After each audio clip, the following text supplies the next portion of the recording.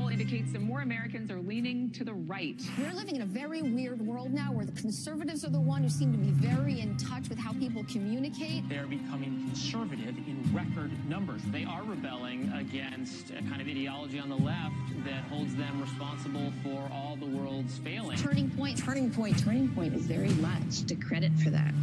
This is a group that operates under the auspices of Charlie It is Kirk. big and it is very organized. They've unleashed parents to object to material in the school library. If you don't want to hear it in a school board meeting, why should children be able to check it out of the school system? They started teaching kids, you know what, we're going to teach kids how to run for school board office. Conservatives are seizing control of the American classroom. 38% of Americans say they're conservative now on social issues. This is the highest percentage ever. Nobody works harder, nobody pushes harder than Turning Point, and nobody produces results like Turning Point USA.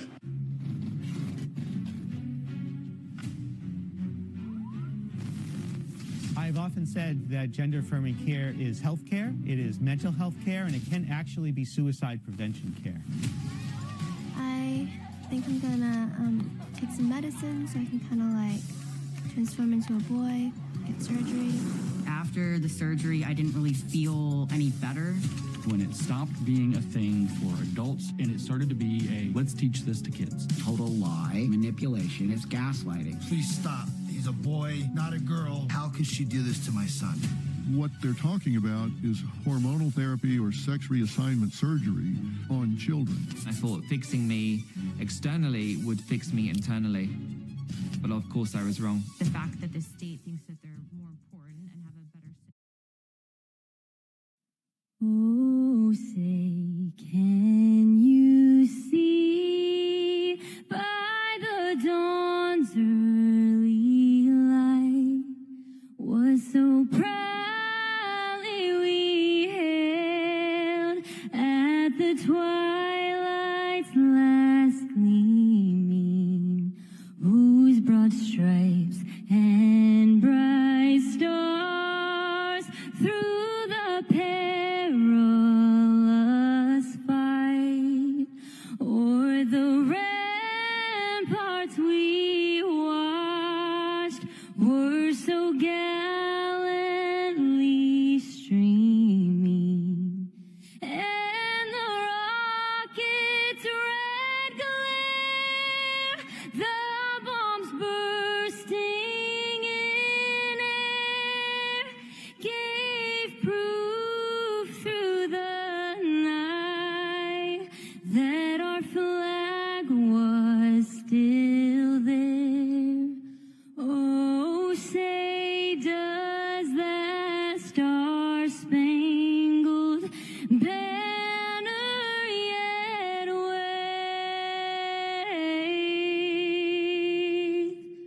o'er the land of the free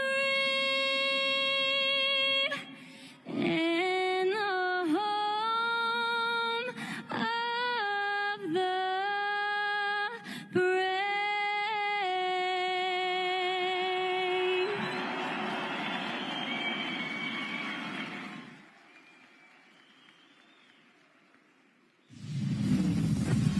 We love our country with the vision and the passion and the dedication that she deserves. Congress needs to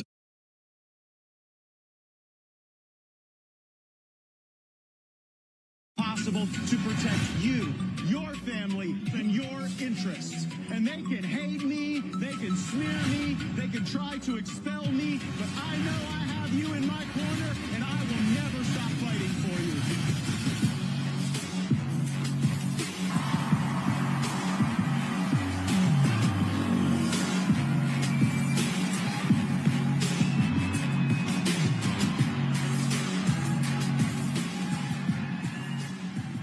Oh, thank you so much. I wish you were all in the United States Senate. I wanted quite badly to be your next Attorney General, and to be nominated by President Trump for that position was indeed the honor of my professional life. And I view it greatly as a validation of the choice that the voters in Northwest Florida made over and over again to send me to fight for them. But some things don't go according to plan. Matter of fact, one of my Republican colleagues said to me as I had been nominated, Matt, if you leave the Republican conference in the House of Representatives and go to the Department of Justice, we actually think you can improve the quality of both institutions.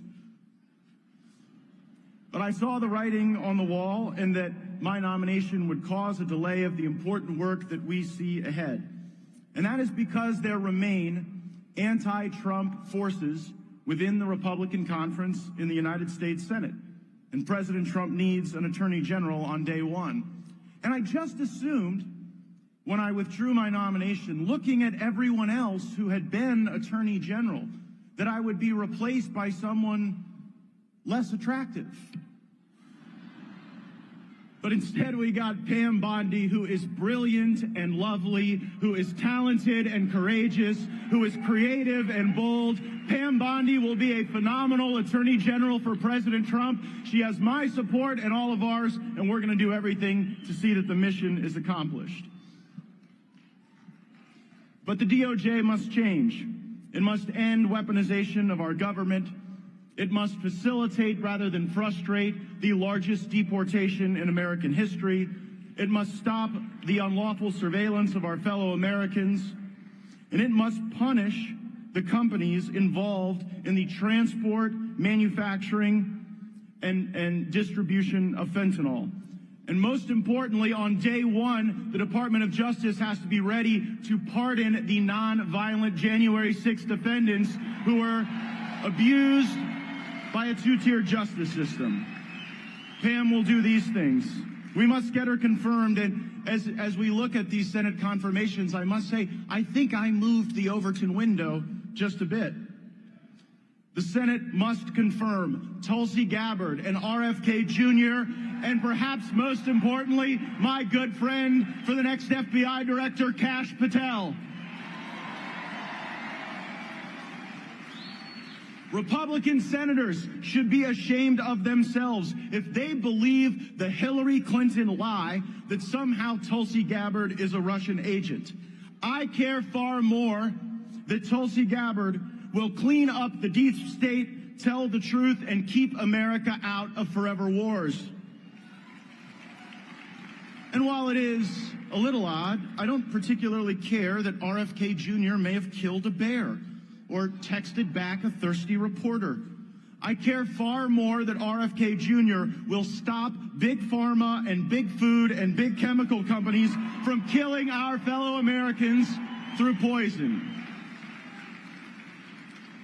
And it is offensive to me that Republican senators want to tweeze through the life of Pete Hegseth when they haven't lifted a finger in many cases for the lives of the 8,600 patriots who were purged from the Department of Defense as the consequence of an unlawful vaccine mandate. I won't rest, Hegseth won't rest, and Donald Trump will not rest until those patriots are welcomed back with their full rank and back pay.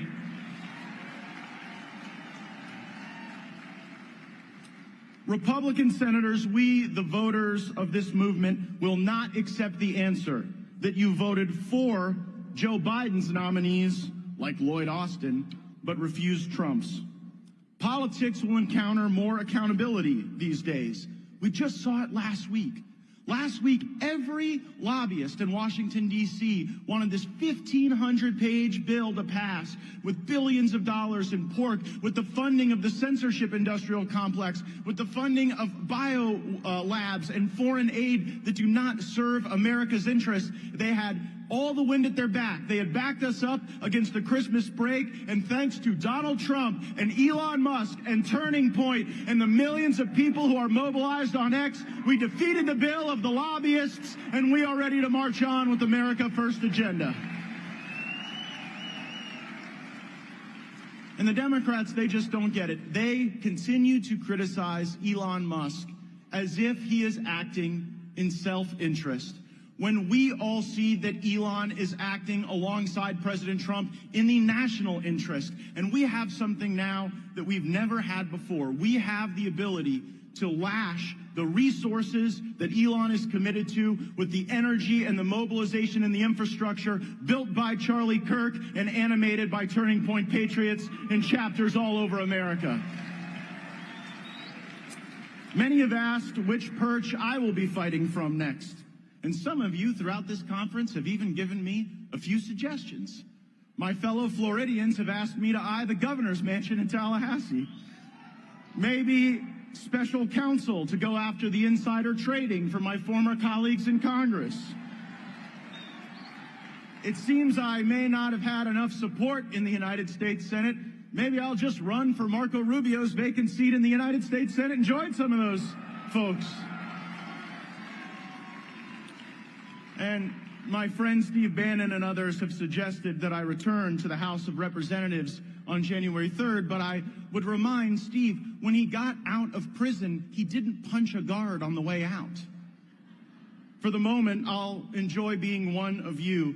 It was James Madison who said that the most powerful position in America would not be congressman or senator or even president, but that of citizen, because we put such an obligation on the citizenry to ignite the patriotism that the country needs. President Trump will need warriors at every level of government, local, state, and federal. And he's going to need people fighting for him inside and outside of government. Now, I was known as a feisty, tough, and at times exciting congressman. One America News is a feisty, tough, exciting news organization, and I am thrilled to be joining their lineup with the Matt Gaetz Show at 9 p.m. They're even letting me film out of Washington, D.C. a good amount, and so who knows what trouble I may get into while I'm there. Censorship of OAN, the Federalist, and so many other conservatives must be remediated. It is not enough just to stop the censorship now going forward or to limit the repression of our reach and our discussion. We have to go and remediate the censorship that they've already done to One America News and to so many other entities that deserve to be a part of what we are building and what we are doing. Last night on Saturday Night Live, they made a little joke at my expense. Martin Short, in his opening monologue, said, "Oh yeah, I have to hurry up because Matt Gaetz is my Uber driver out back." And I got to thinking about that. Think about being so disconnected that you would sit there with the Hollywood elites while trashing the people who drive Uber and actually work for a living every day.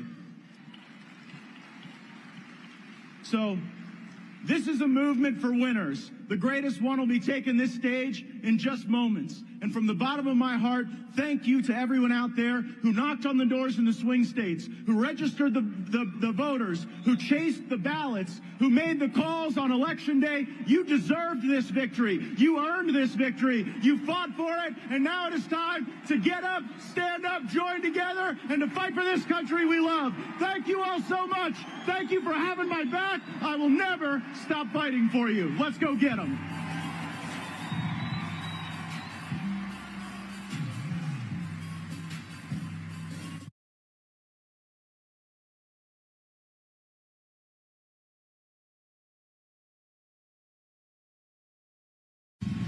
President Trump strikes fear in the enemies of America. They should have stopped this invasion. They did nothing. They not only facilitated, but they encouraged it. One life lost to an illegal or unvetted alien is punishment. That is why the 16,000 men and women of the National Border Patrol Council, Border Patrol Union, fully support and strongly endorse Donald J. Trump for President of the United States.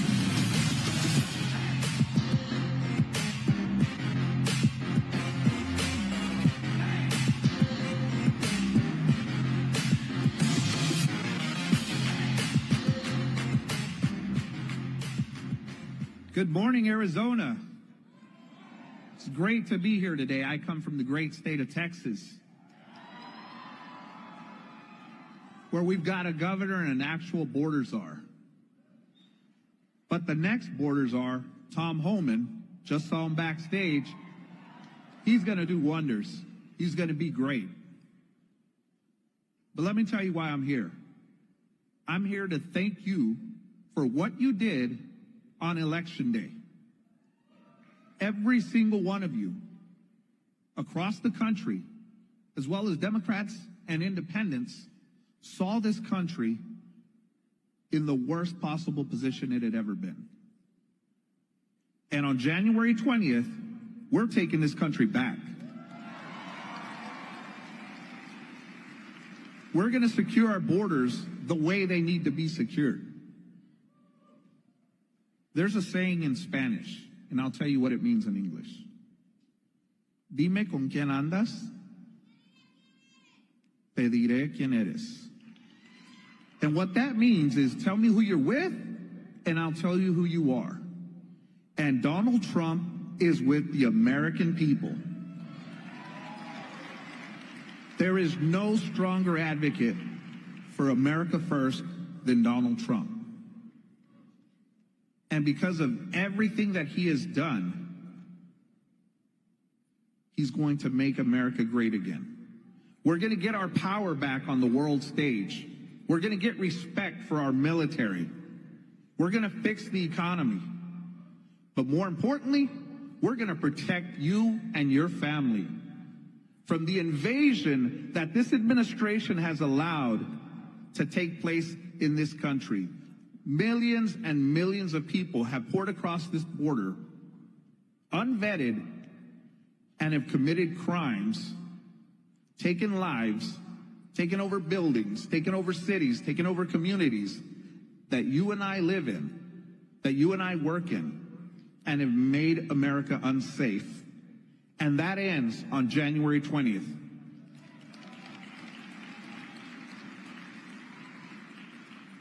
There is no president that I have served under that has done more for America than President Trump.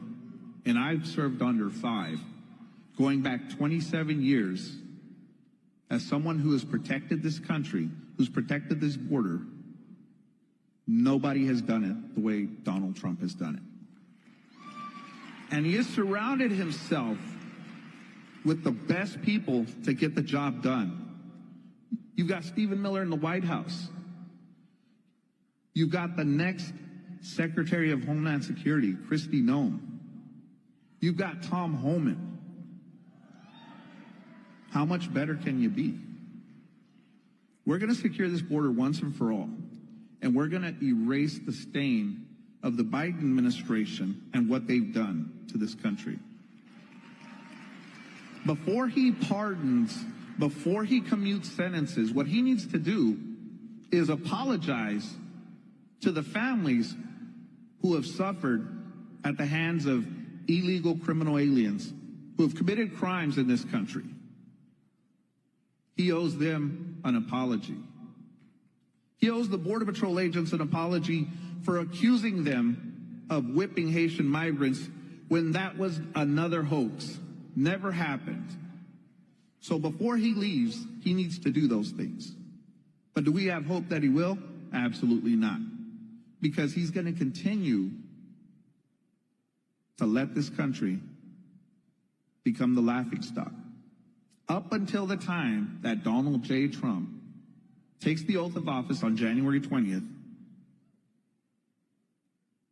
America will be back on that day. And I'm looking forward to it. We're going to protect this country. We're going to take it back. I'm a veteran. My son serves in the military. Got a daughter that just graduated with her master's degree last weekend. Got a daughter-in-law that's in college. A wife that's a college graduate. I have a wonderful family. And I want to make sure, President Trump wants to make sure that your country can help you get everything that you want. God bless you. God bless Donald J. Trump. And God bless everybody tonight. Thank you.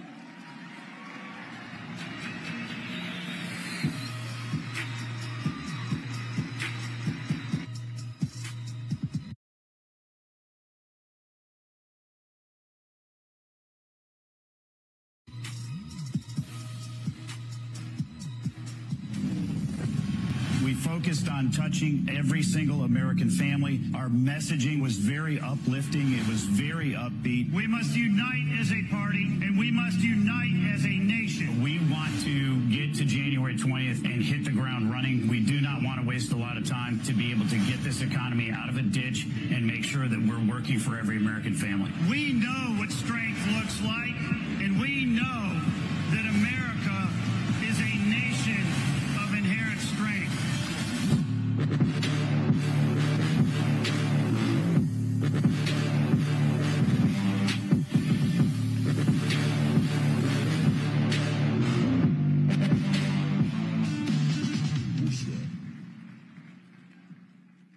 Well, God bless America.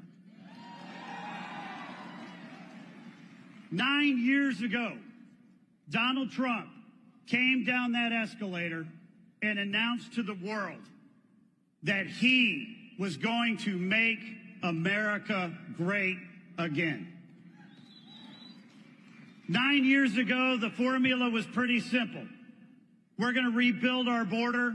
We're going to restore our economy. We're going to keep our communities safe. And we are going to make sure that America is strong enough to protect our interests and our allies around the world. For 4 years, that is exactly what he did every single day. For the last 4 years, America has been adrift. America has been weak. And when America is weak, the world is a far more dangerous place.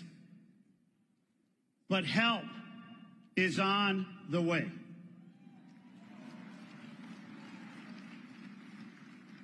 Because in less than 30 days, Donald J. Trump is moving back to 1600 Pennsylvania Avenue. Republicans will control the House. Republicans will control the Senate. And by God, America is going to be strong again.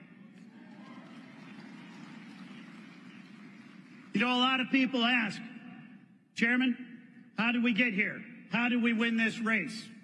The fact is, we had a pretty simple formula. Get out the vote, protect the ballot, win the battleground states. In order to win a battleground state, you need three things. Number one, you need to get out the vote. Number two, you got to protect the ballot. And number three, you need a great campaign run by a great candidate. Let's just get the easy part out of the way. Donald Trump is not just a great candidate. He didn't just run a great campaign. He is the single greatest leader of this party that we have had in the history of this party in generations.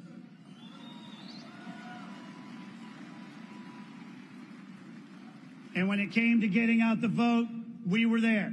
And when it came to protecting the ballot, we built the first ever national election integrity program. Laura Trump and I recruited 6,500 attorneys, 230,000 volunteers, and every time a vote was cast and every time a vote was counted, we were in the room.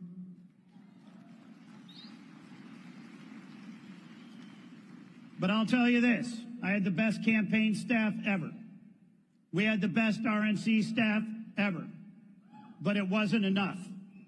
We can't do this alone. We need partners. We need allies. We need patriots from all 50 states. Simply put, we need you. We would not have won this election, and Donald Trump would not be the president-elect today if it weren't for Turning Point and the people in this room.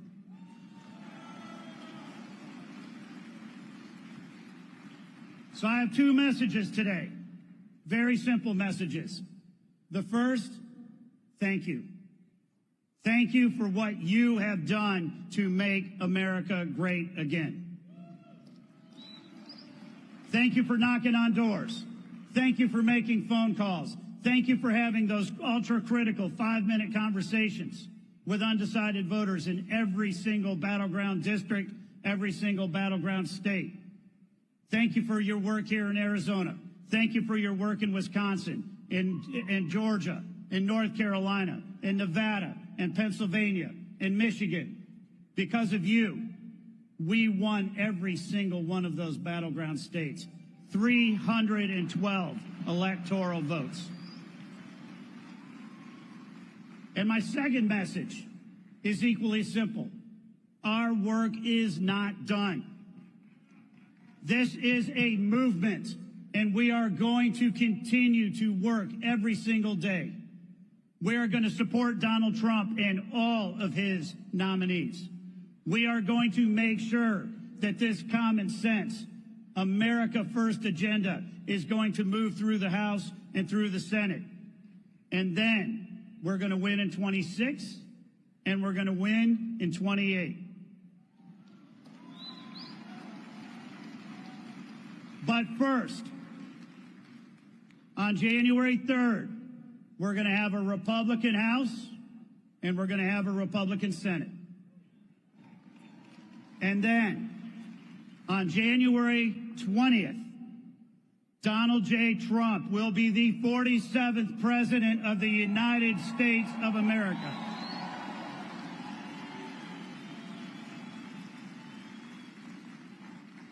And we will immediately see a man roll up his sleeves and get to work, and he and you are going to make America great again. Thank you, everybody.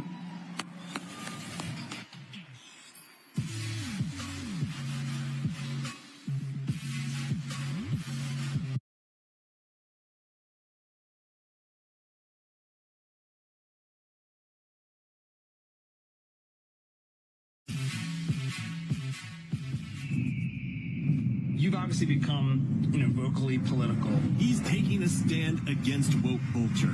The SNL legend tackling the subjects that most comedians wouldn't dare go near. And your best weapon against tyranny is to be able to speak your mind, to be able to speak freely without reproach from your government. We have to continue to fight to get Americans healthy, mentally healthy, and get them off these drugs, because the health of American children is more important than me making Deuce Bigelow 4.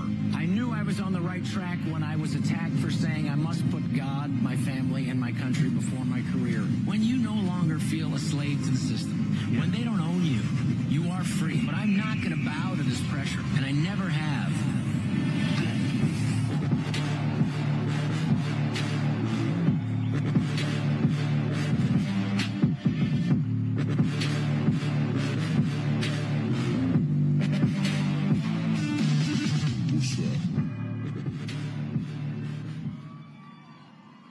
Thank you. Thank you so much. I'm honored to be here.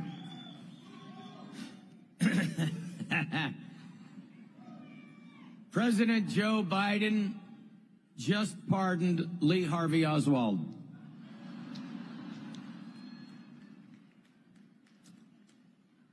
If President Trump wants to make Canada the 51st state, one stipulation: at least one of the senators has to be a moose.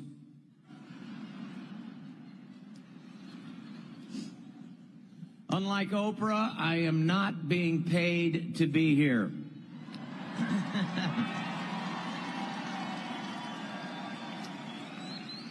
I'm here because I love my country and because Donald Trump surrounds himself with intelligent women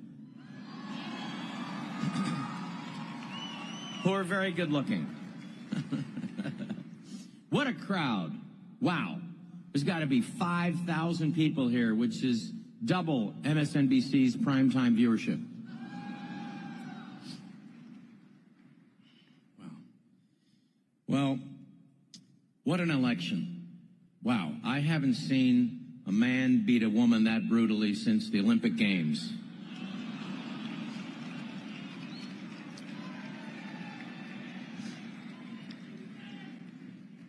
We don't want to be like the Democrats who want to destroy American traditions, like counting votes by hand.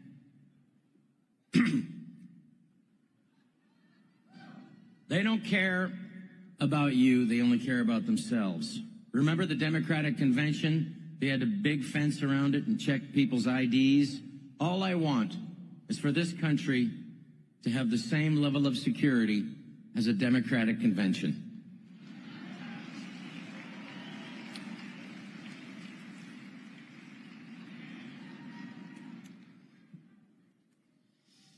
Well, thanks to the Democrats, we may not know what women are, but at least we now know what women are not.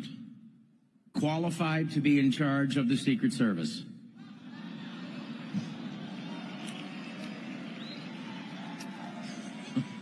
I've seen more competent female Ghostbusters, frankly.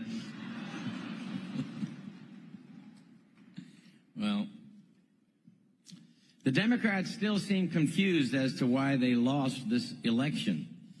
They want to think it has something to do with misogyny or racism. Well, let me clear it up for those still bewildered Democrats.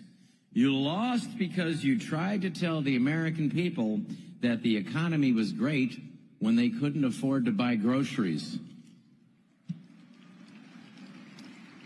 You lost because you ran a moron in place of a president you knew was a corpse attached to a car battery. Even the Amish, who never voted.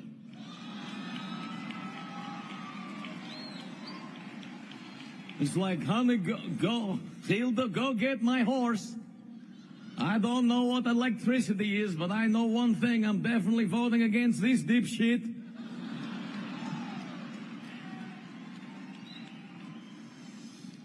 Democrats, you lost because you tried to convince the American people that it was racisty to close the border and not let people come in illegally to rob and murder them.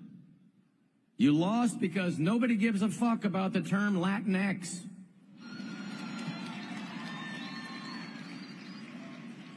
You lost because your Justice Department called parents who showed up at school board meetings terrorists just for not wanting pornography in their children's classrooms. You lost, Democrats, you lost because you lied about January 6th, calling it worse than Pearl Harbor or 9/11, instead of what January 6th really was, the FBI guided tour of the Capitol building.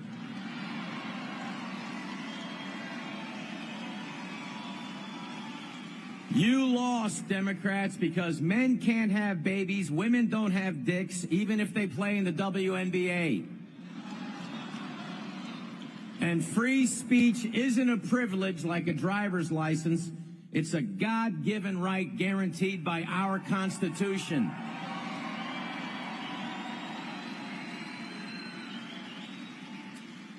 You lost because you colluded with tech companies like Facebook to silence Americans. You lost because you fired doctors, nurses, scientists, and frontline workers for refusing to take an experimental gene therapy because my body, my choice only counts if it's about abortion.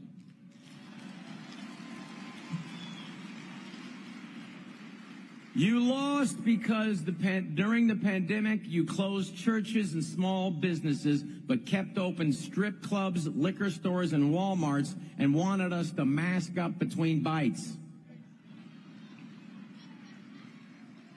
You lost because they just finished counting the votes in California this morning.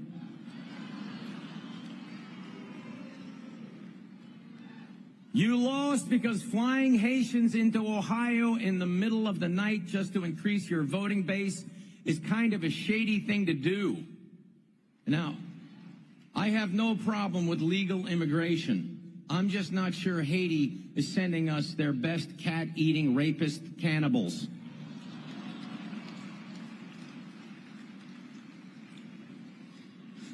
Sorry. That was too much even for me. I apologize. You lost because when Bill Clinton goes on The View, Whoopi Goldberg doesn't ask her about Epstein's Island. You lost because you put Kamala Harris in charge of the border.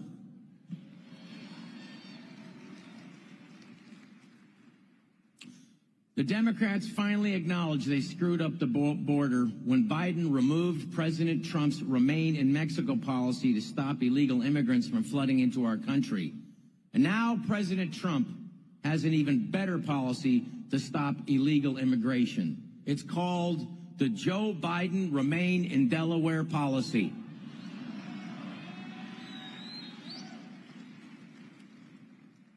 lastly, you lost because you can't give $100 billion to Ukraine and only $700 to American fire victims in Maui.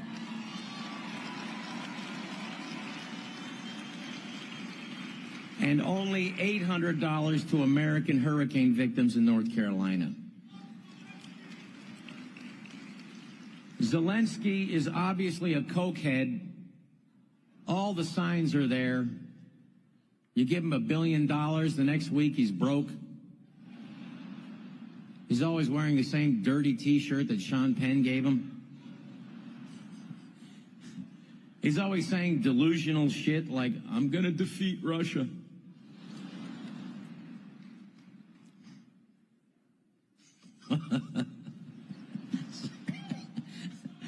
Well, 29 days until President Trump takes office.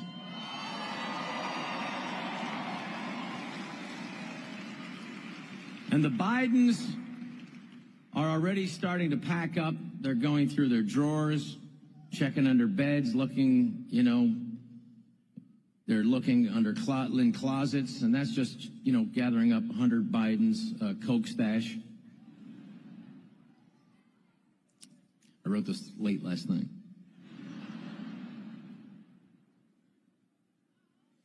A lot of pundits, liberal pundits, are wondering how the Democrats can spend $1.2 billion and lose.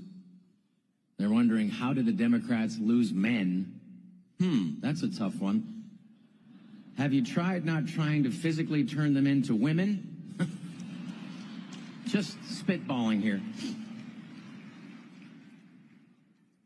Democrats, looking back now, do you think it was a good idea to spend $1 billion to have every P. Diddy party suspect at your event?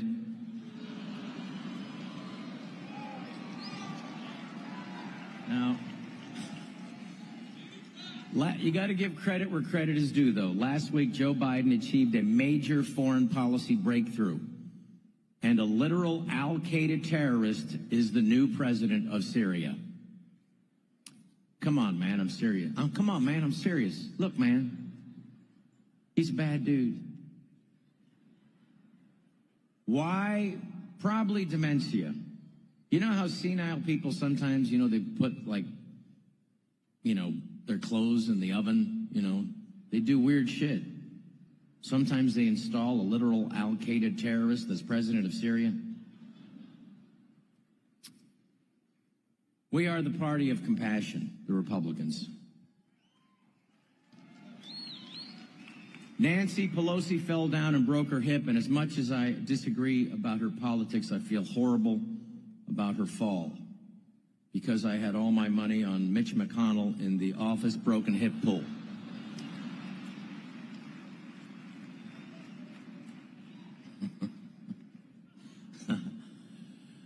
I did not get paid to be here, like I said, like Oprah got paid, because I got doged by Elon and Vivek.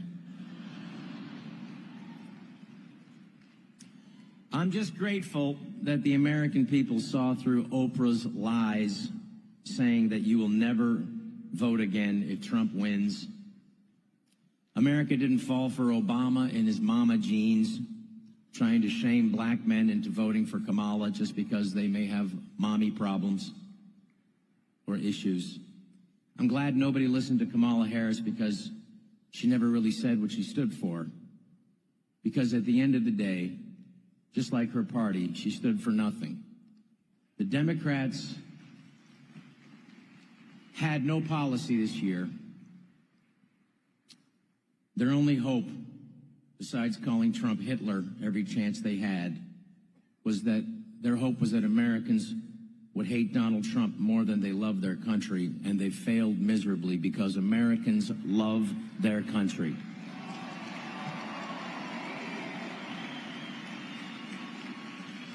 Americans love their country. It is a nation under God, with liberty and justice for all. And as we bid farewell to the third Obama administration, and as we witness the woke mind virus gasping its last diversity, equity, and inclusion breath, We welcome the gift the Democrats have bestowed onto us, that now the Republican Party is the party of the people.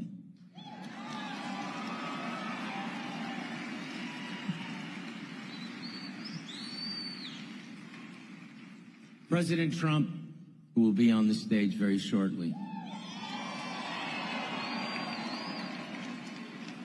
has been handed a mandate by the American people to rid our government agencies that have been captured by the industries they're supposed to regulate, to end the war in Ukraine and the slaughter of all those people, to end the war in the Middle East, to make America energy independent once again.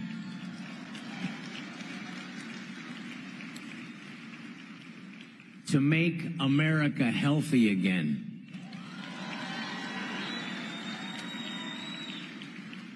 I'm grateful to President Trump for having Robert Kennedy as our next Health and Human Services Secretary. Because we need to make America healthy again. 70% of our American men no longer can qualify for the health standards to be in our Army. We need to get all of you need to get healthy again. Walk 10,000 steps a day. We need to get all of us healthy. We need to. Because if you love your country, you want to have your kids healthy again. We got to get to the bottom. We got to kick out the pharma stooges who have been in charge of our CDC. We need to somehow, we cannot have food that is not okay, that Europe won't have, that Canada won't have, but is okay to poison our own American people. That shit has to stop.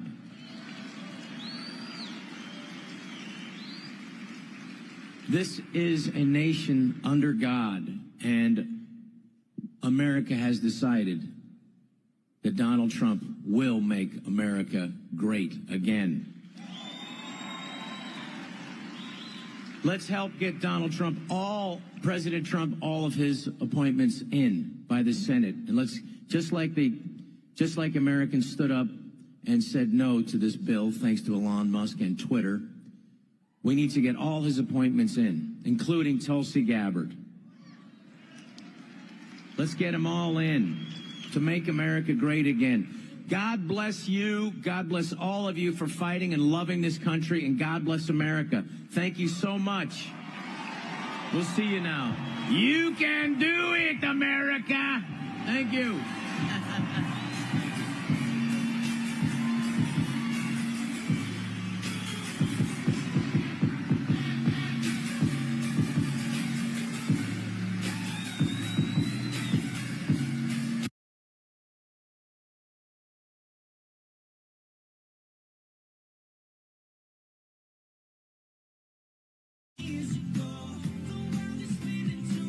Ladies and gentlemen, we are moments away from our 47th president making it to the stage, but we still have thousands that are trying to get in the room. So if you have any empty seats next to you, please slide to your left or right so we can get as many people in the room as possible. Thank you so much.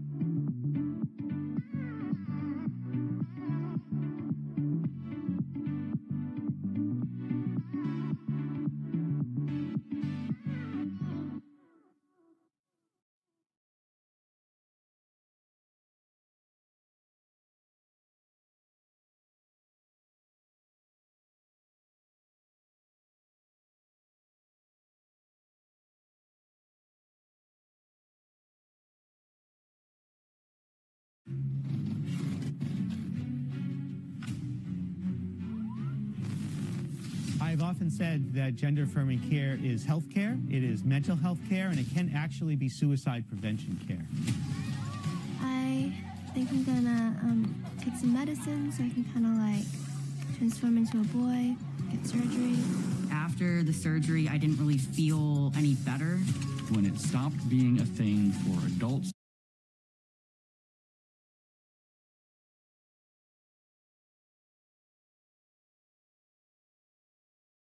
Not a girl. How could she do this to my son? What they're talking about is hormonal therapy or sex reassignment surgery on children. I thought fixing me externally would fix me internally. But of course I was wrong. The fact that the state thinks that they're more important and have a better say in what happens to your child over the actual parent's opinion is egregious. Puberty blockers, surgeries, big money makers for hospitals, for physicians. All I want to do is hold my son.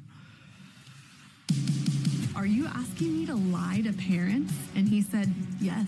This is a weaponized use of a parent's sympathy and caring and concern by the left to destroy your child. Let's tell kids that maybe they can be the opposite sex. Maybe they actually are the opposite sex. It is an evil thing to tell children that happiness lies on the other side of puberty blockers or double mastectomies. The left so badly wants to blur these lines. That's a 5-alarm fire. It's criminal.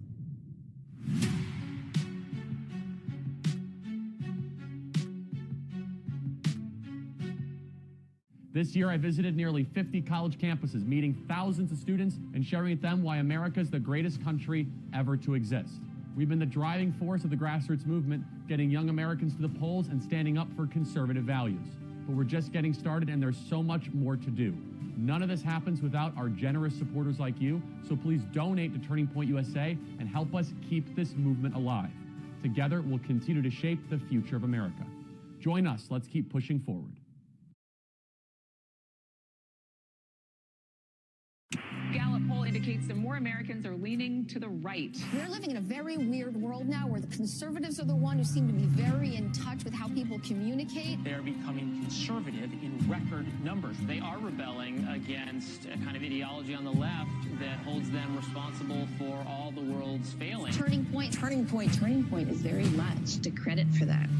This is a group that operates under the auspices of Charlie It is Kirk. big and it is very organized. They've unleashed parents to object to material in the school library. If you don't want to hear it in a school board meeting, why should children be able to check it out of the school system? They started teaching kids, you know what, we're going to teach kids how to run for school board office. Conservatives are seizing control of the American classroom. 38% of Americans say they're conservative now on social issues. This is the highest percentage ever. Nobody works harder, nobody pushes harder than Turning Point, and nobody produces results like Turning Point USA.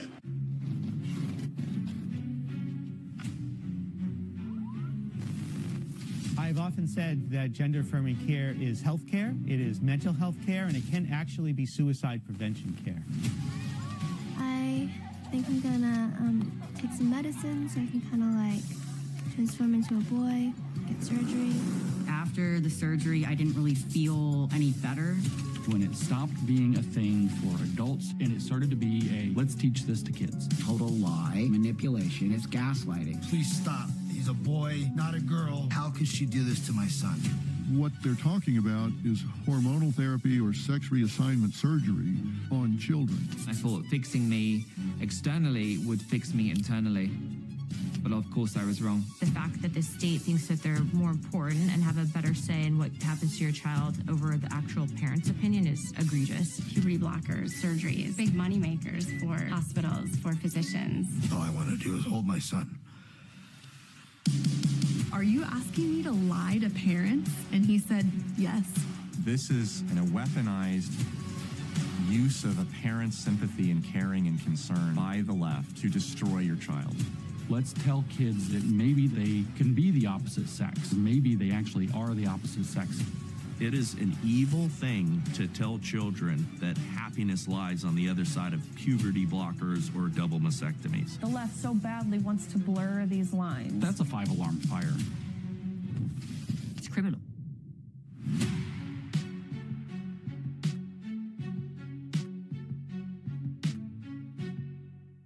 This year, I visited nearly 50 college campuses, meeting thousands of students and sharing with them why America is the greatest country ever to exist.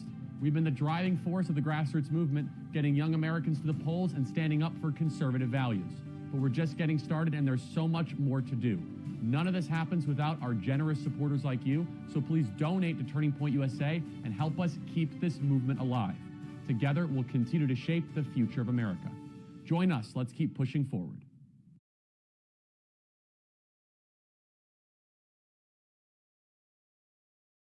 Gallup poll indicates that more Americans are leaning to the right. We're living in a very weird world now where the conservatives are the one who seem to be very in touch with how people communicate. They are becoming conservative in record numbers. They are rebelling against a kind of ideology on the left that holds them responsible for all the world's failing. Turning Point Turning Point is very much to credit for that.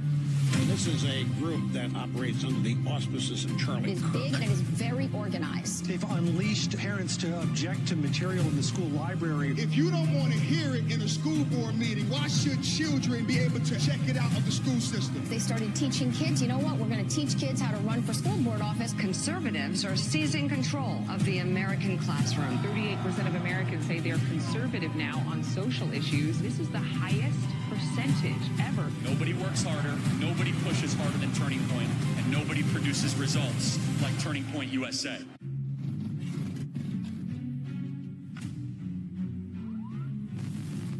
I've often said that gender-affirming care is health care, it is mental health care, and it can actually be suicide prevention care. I think I'm gonna take some medicine so I can kind of like transform into a boy, get surgery. After the surgery, I didn't really feel any better.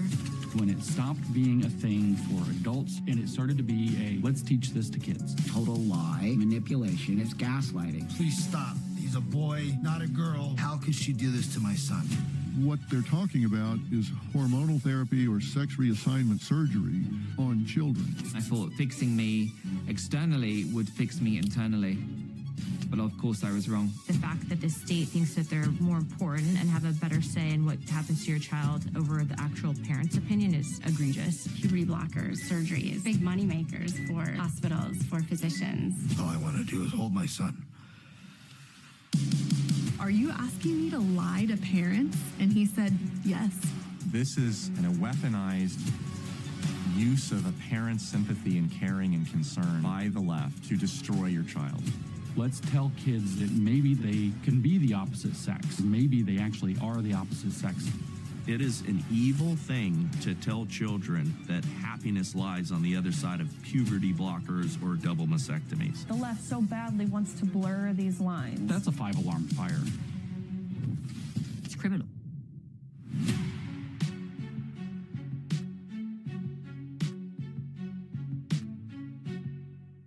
This year, I visited nearly 50 college campuses, meeting thousands of students and sharing with them why America is the greatest country ever to exist.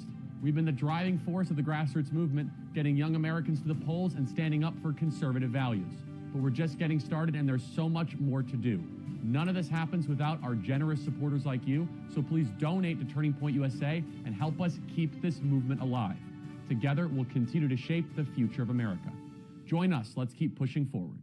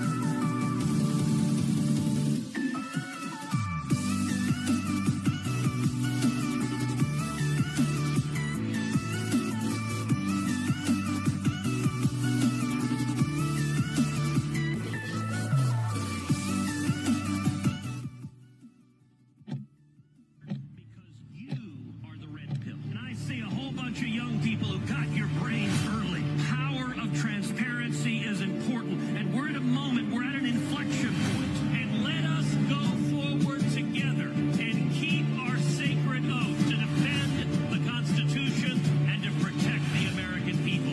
You are the answer. You are the solution.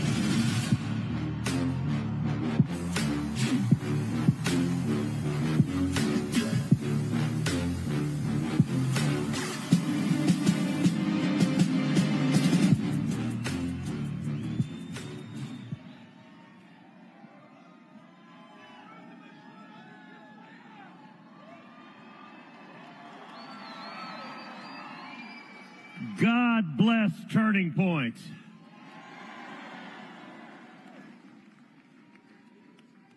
We are looking at America. We are gathered here at truly a momentous time.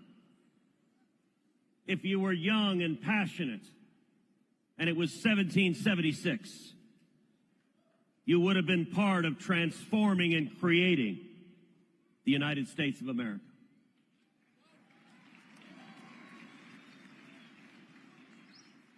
If you were young and passionate and the year was 1980 and the Reagan Revolution was happening, you would have been part of transforming the United States of America.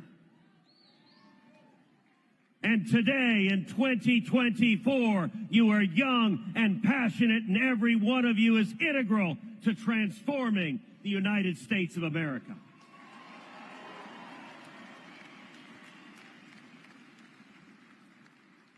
The Washington swamp is terrified of you. Chuck Schumer and Nancy Pelosi and Kamala Harris are terrified of you.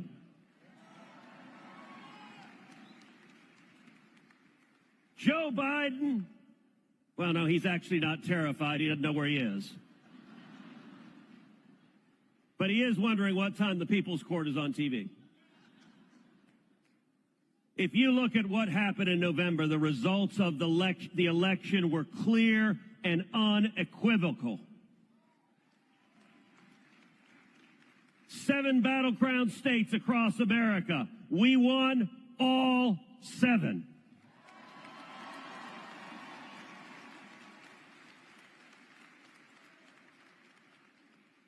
And I've got to say, Donald J. Trump is truly an extraordinary leader. Has there ever been anyone in American history who, after being shot in the head, stands up and responds, fight, fight, fight?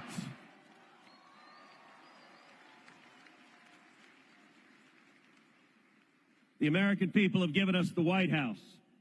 They've given us the House. They've given us the Senate. Now, it's time for us to deliver.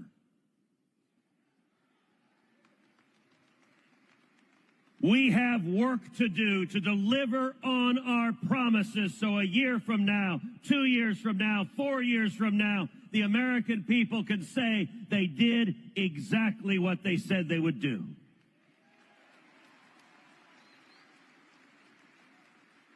Number one, starting on January 20th, we will secure the border.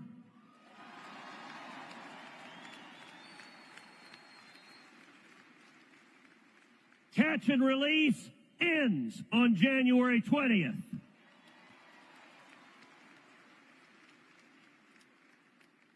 If you are an illegal alien, if you're a murderer, if you're a rapist, if you're a child molester, if you're a Venezuelan gang member, pack your bags because you're getting the hell out.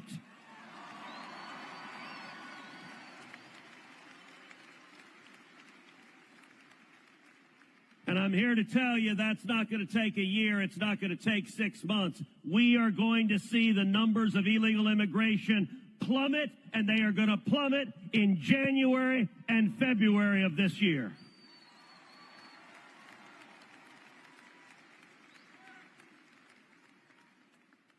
Number two, We are going to unleash American energy.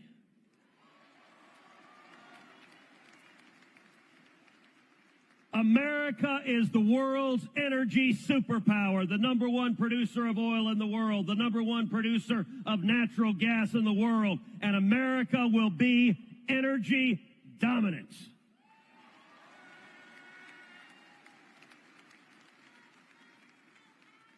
If you're fed up with high prices at the gas pump, high prices at the grocery store, high prices when you pay your bills, energy feeds into every one of them. The American people in this election said enough is enough is enough, and we are going to lower energy costs and make life more affordable for everyone.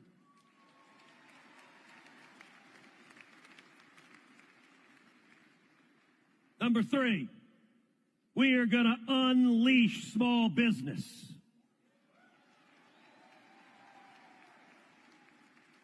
The regulators descending from Washington, we are going to repeal the rules they're using to kill small businesses. And I'll tell you what, we are also going to unleash crypto.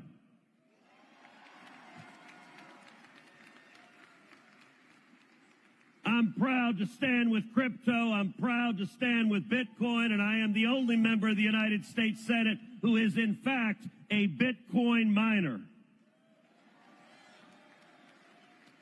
I've got 3 miners hashing in West Texas right now, and it is beautiful. And let me say to all of crypto and all of Bitcoin, come to Texas. Texas is the oasis for Bitcoin. Number 4, we will restore integrity to the Department of Justice and the FBI.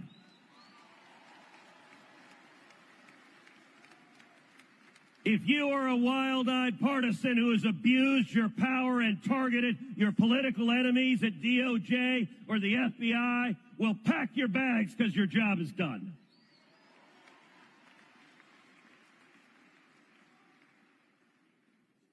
And that means, number 5, we will enforce the law, especially against universities across this country.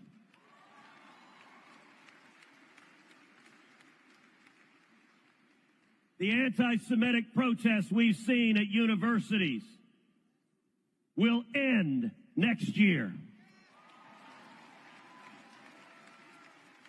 If you violently protest, if you threaten your fellow students, you will be arrested, you will be expelled, and if you're a foreigner, you will be deported.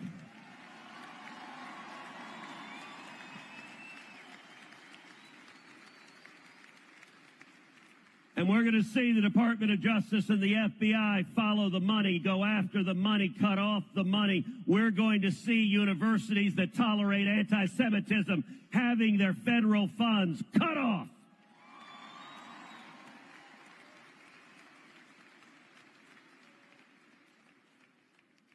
And when your fellow students look around and say, hey, why didn't this happen before? Why did everyone look the other way at the violence and the threats and the hatred and the bigotry? You're going to be in a position to tell them. And we will end the wars with victory.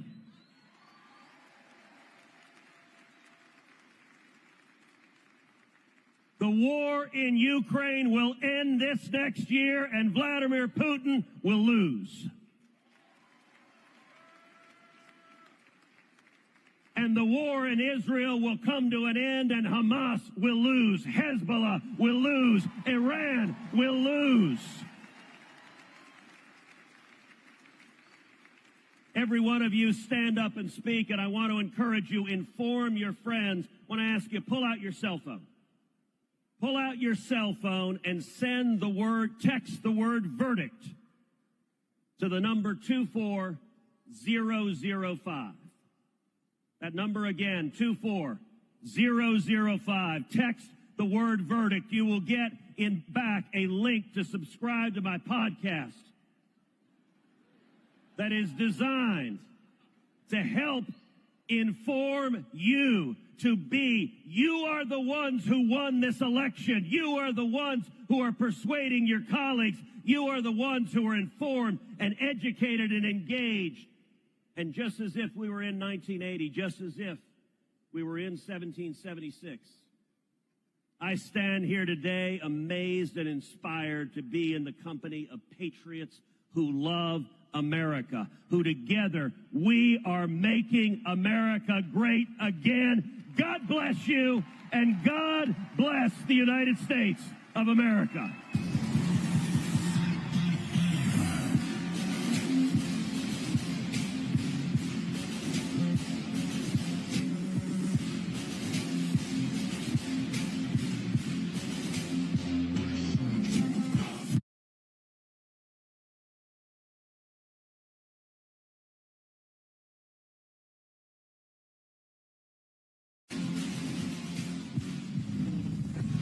Incoming Trump border czar Tom Homan is here. There is nobody better at policing and controlling our borders. When the president asked you to out of the gate, we're concentrating on public safety threats and national security threats. Look, I love my country. The calling is clear. I got to go back and help because every morning I'm pissed off about what this administration did to the most secure border in my lifetime. I got a message to the millions of illegal aliens that Joe Biden's releasing our country. You better start packing now. I'm going to do this job. When people say they're going to stop what you know they're doing, they will not.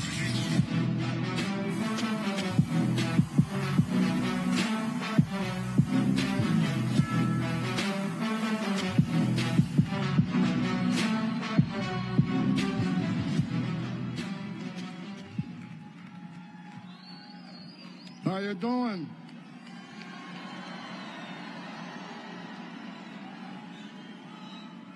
So look, if I offend anybody today, I don't care.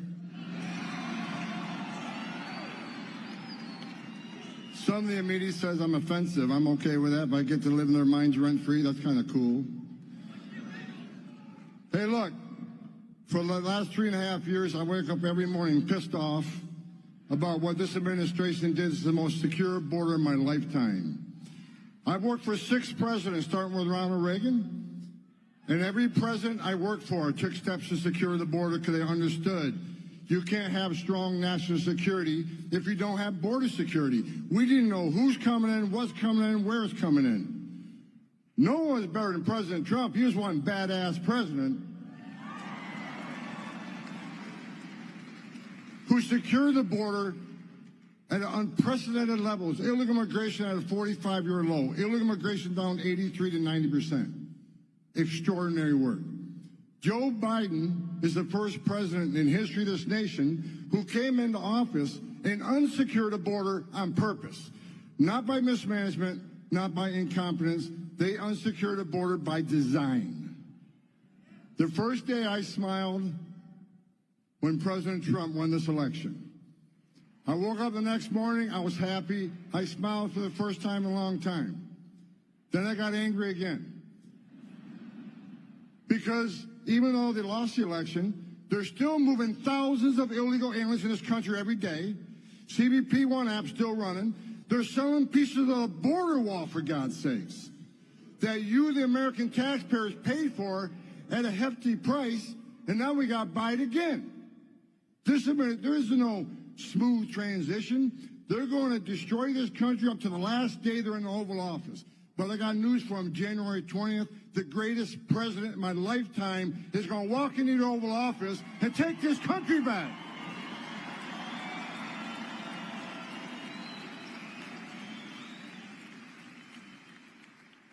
President Trump called me a few Fridays ago and says, okay, you've been bitching about the border for 4 years.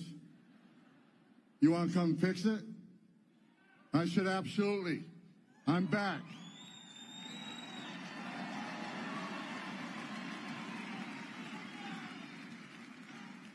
I got to learn how to retire. This is the second time I got unretired to come back for this president. But I love this president because he loves this country. I love this president because he wants to secure the border. I love this president because the securing the border saves lives. What Joe Biden did by unsecuring the border is this. Sex trafficking up over 600%. known as suspected terrorists, people on the terrorist watch list, well over 300 apprehended. President Trump, in 4 years, we had 13. We ended catch release. Joe Biden's released at least 8 million illegal aliens in this country in violation of federal law. And I said it before, for the millions of illegal aliens that have been released in this country in violation of federal law, you're going home, and Tom Homan's going to make sure that happens.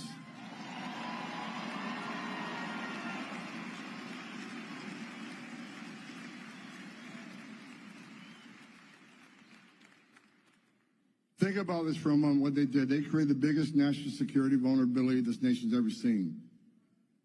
I already said they arrested over 300 people on the terrorist watch list. Well, there's over 2 million known gotaways. Why did 2 million people pay more to get away?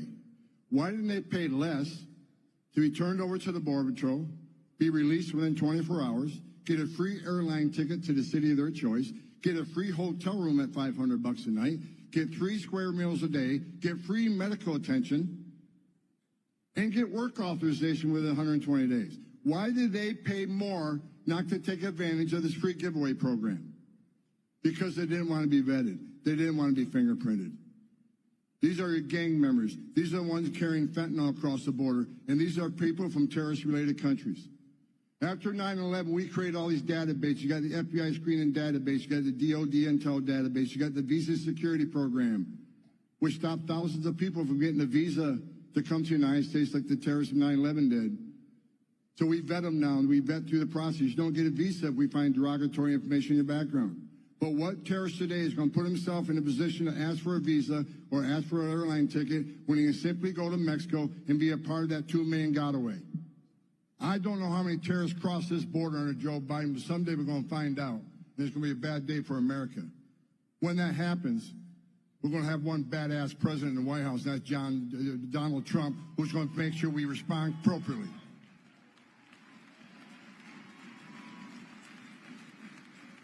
People always ask me why I take this so seriously, and people say, Tom Homan's a racist, Tom Homan's a national. Say whatever you want. I don't give a shit.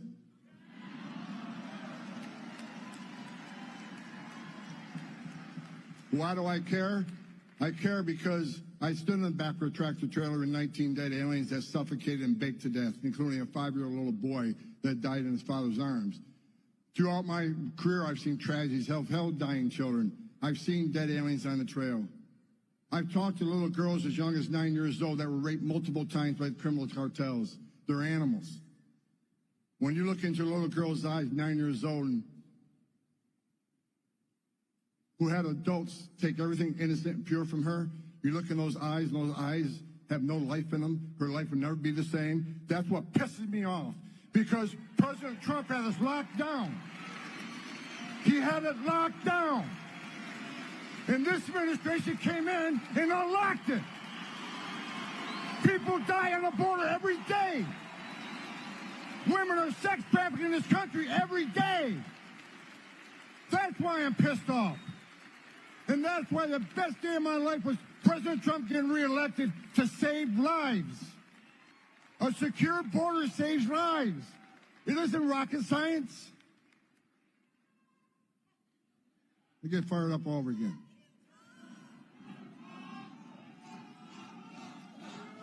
You Trump, Trump, Trump.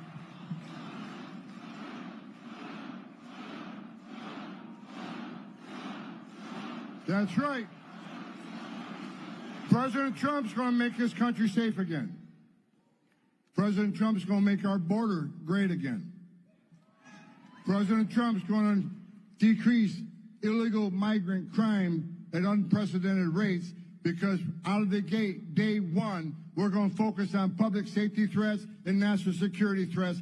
They're first. They're coming first. In Tren de Agua, your days are numbered. My gang's bigger than your gang. And we're going to take you out of the country. We're going to port you out of here. Who do you think you are, coming to the greatest nation on earth and victimizing Americans in this country? Your days are numbered. You're number one on the list. MS-13, you're right behind them. To the sanctuary cities who want to attack me every day, so you can put roadblocks up, you're not going to assist us. Shame on you. Shame on any elected representative, any congressman, council person, any mayor, any governor who don't want to remove public safety threats from your community, and they're here illegally. That is your number one responsibility, is protect your communities. So if you're not going to do it, President Trump and ICE will.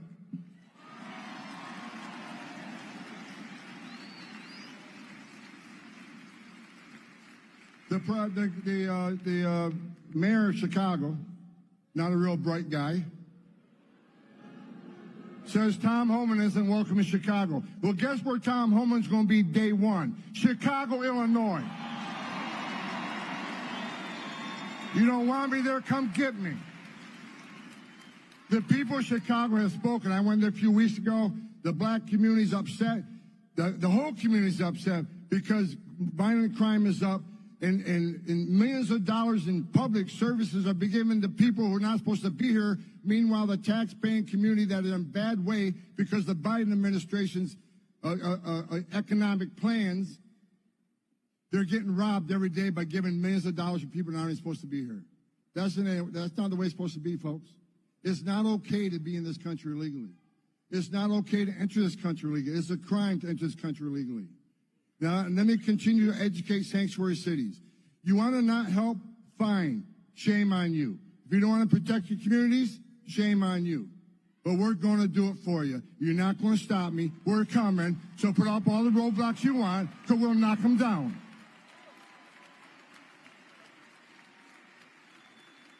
And don't cross that line.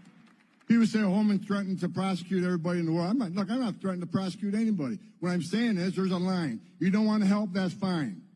But there's two statutes you need to be familiar with. One's 8 U.S.C. 1324 III. If you knowingly impede, if you knowingly harbor and conceal an illegal alien from ICE, that is a felony, and there will be consequences. Now, let me make it clear. The governor says I don't have the authority to do that. Well, no shit. I'm not a U.S. attorney, but U.S. attorney certainly does. And we will ask for prosecution. We will not let you prevent us from saving the American communities from illegal alien crime. It's not going to happen. We're going, we're coming.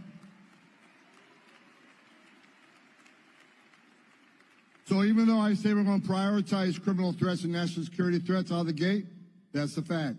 However, when sanctuary cities won't let us into the jail to arrest a bad guy in the safety and security of that county jail, which means they're going to release that criminal back into the immigrant community, which puts the immigrant community at risk of crime. It puts our officers at great risk. Rather than arresting a guy in the safety and security of a county jail where he don't have weapons, now we got to go to the community, find him. We have access to who knows what weapons. You're putting the community at risk. You're putting officers at risk. You're putting the alien at risk. And I'm going to give you exactly what you don't want. You don't want us in jail? All right, so I'll send a whole bunch of agents into your community, and we'll find the bad guy. And when we find the bad guy, he's probably going to be with others that aren't a priority apprehension, but guess what? They're getting arrested too. So you're going to get exactly what you don't want, more arrests in your communities. I don't want to do that. I'd much rather be safe for the agents to arrest a guy in the county jail, but they don't let us in. Fine. You're not going to stop us. We'll go to the community, and we will find him. You're not going to stop us. Put all the roadblocks you want. It's not going to work. We're going to do this because the American people demand it. You gave President Trump a mandate, and we're going to make sure that mandate's held up.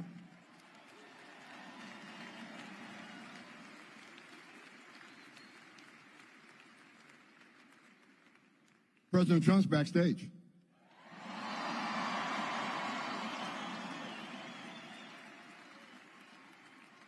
President Trump's backstage.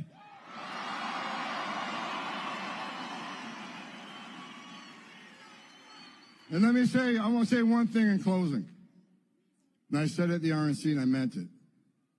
The criminal cartels in Mexico have killed more Americans than every terrorist organization in the world combined. Over 250,000 young Americans have died from fentanyl poisonings. President Trump's going to hold China accountable for creating the precursors he's selling to the cartels. President Trump's going to hold Mexico accountable for not doing anything about these criminal cartels.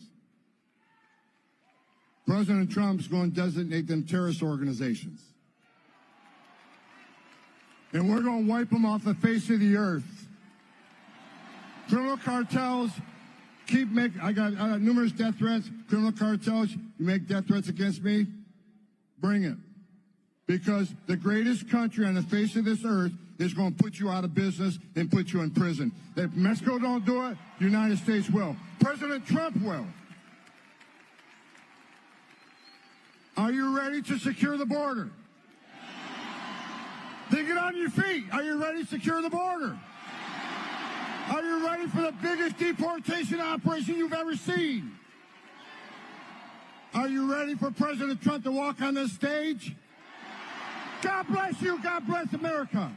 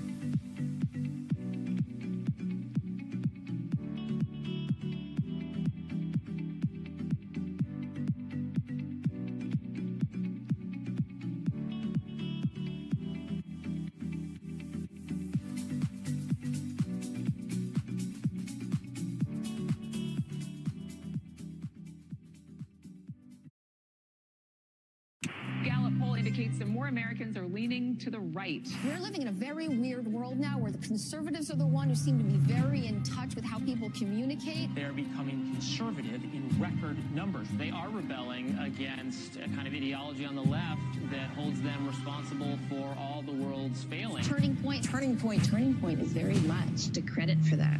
This is a group that operates under the auspices of Charlie It is big and it is very organized. They've unleashed parents to object to material in the school library. If you don't want to hear it in a school board meeting, why should children be able to check it out of the school system? They started teaching kids, you know what, we're going to teach kids how to run for school board office. Conservatives are seizing control of the American classroom. 38% of Americans say they're conservative now on social issues. This is the highest percentage ever. Nobody works harder, nobody pushes harder than Turning Point, and nobody produces results like Turning Point USA.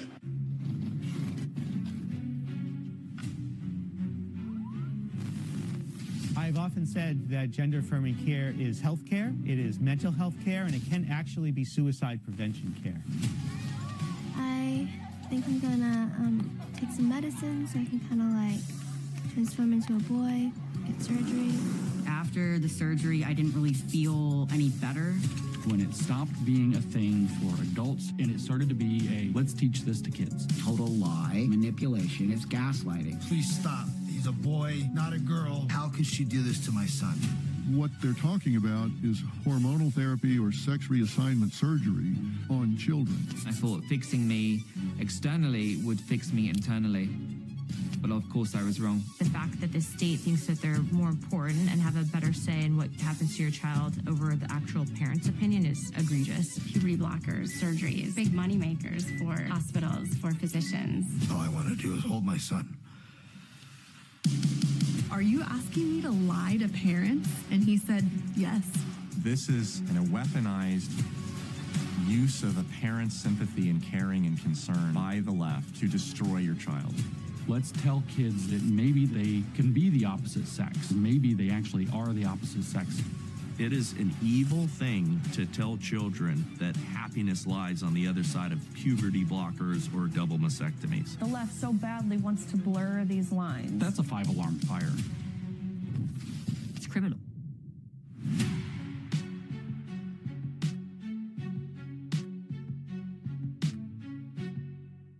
This year I visited nearly 50.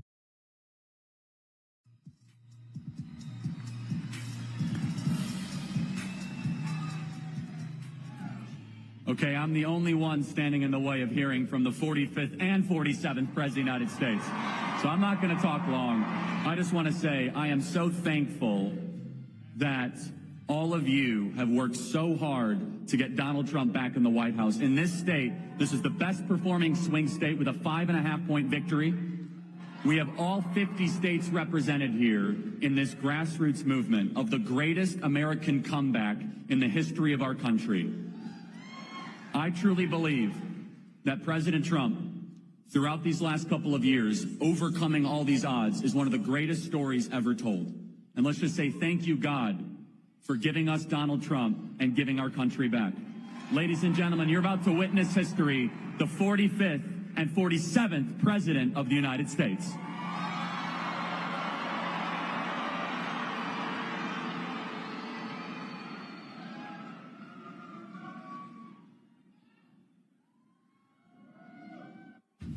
If there was one thing that you wanted people to remember about Donald Trump, what is it? Never, ever give up.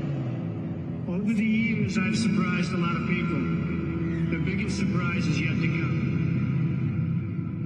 You are about to begin the greatest adventure of your life. The biggest political phoenix from the ashes story ever. I am officially running for President of the United States. Transformation from businessman to reality TV star. We can now project the winner of the presidential race. Donald Trump wins the presidency. This is a man's world. We've been through so much together. This is a guy who has had arrows thrown at him. Democrats have tried to put him in jail, bankrupted. But it wouldn't mean nothing. We overcame obstacles that nobody thought possible. The subject of Russia investigation, 2 impeachments, 2 assassination attempts, 91 indictments, convictions. There is almost nothing that hasn't been thrown at past 9 years, we have been fighting against the most sinister and corrupt forces on earth. When they couldn't beat him, they tried to bankrupt him. When that didn't work, they tried to put him in federal prison. Hello, Butler. Hello. When that didn't work, they even tried to kill him. They just tried to kill President Trump. Many people have told me that God spared my life for a reason. And that reason was to save our country and to restore America to greatness. Together we will write the next chapter of the great American story. Donald Trump accepted his third Republican presidential nomination days after an assassin attempted to take his life. President Biden has just announced that he is ending his re-election bid. Kamala Harris has become the Democratic nominee. You think about all the times the media wrote the obituary of Donald Trump's political career. And everybody was wrong.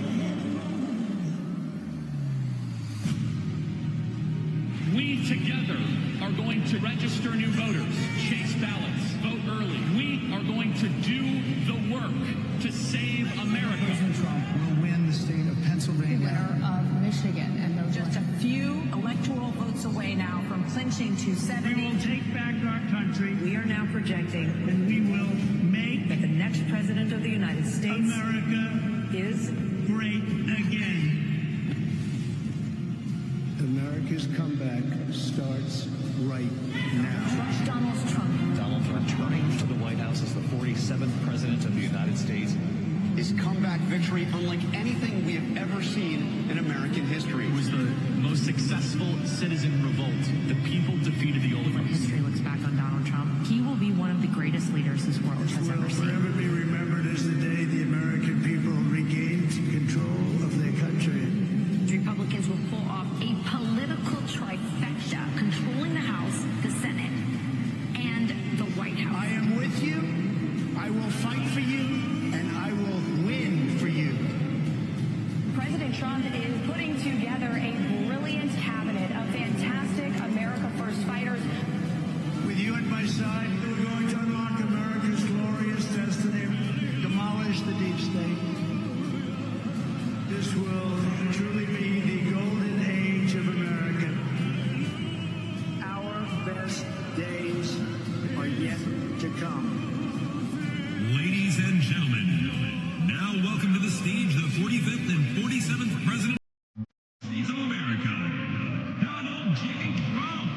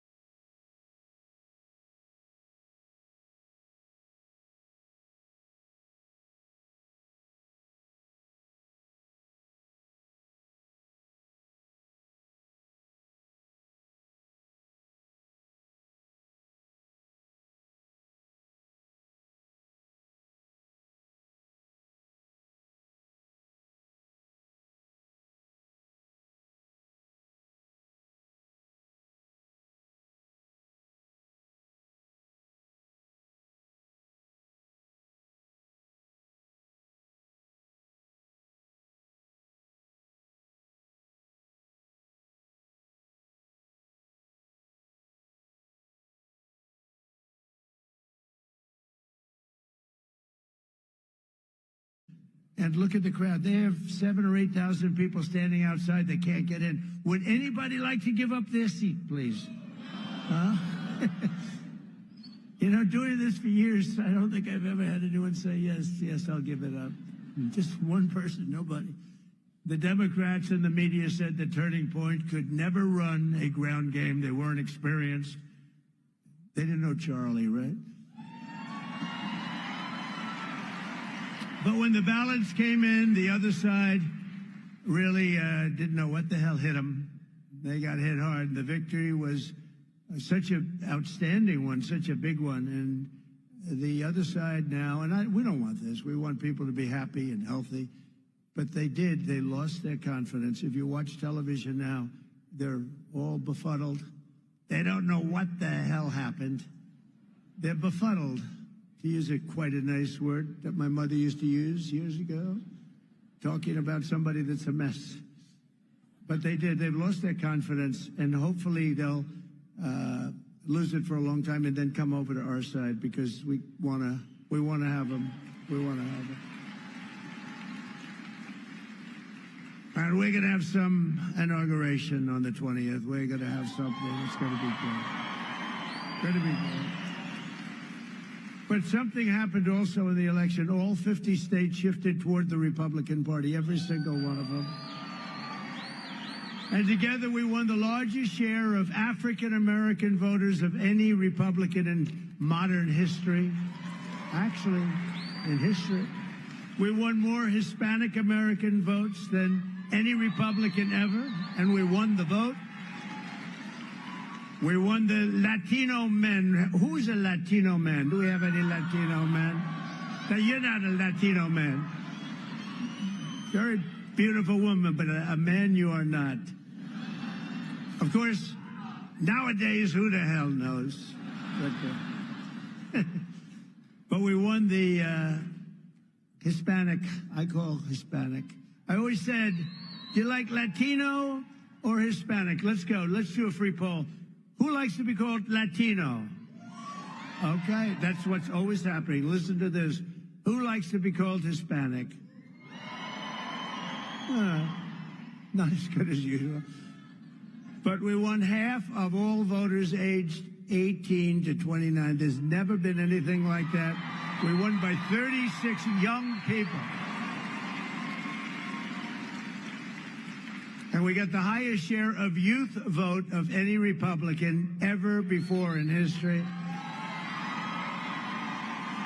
And we had great people. You know, my son Barron said, Dad, you got to see this one, that one, this one. He said he likes Joe Rogan a lot, too. He said, you got to see Joe Rogan. Dad, you got to do an interview with these people. And he is a sort of a feel for young people. I guess that's a nice thing to have when you're young. But he has a feel for it, and it was amazing. So we got the highest vote ever for a Republican candidate. We won by 36 points with young people. That never happens. A Republican loses by 36 or 40. So I'm going to have to start thinking about TikTok. I think we're going to have to start thinking. Because, you know, we did go on TikTok, and we had a great response with billions of views, billions and billions of views.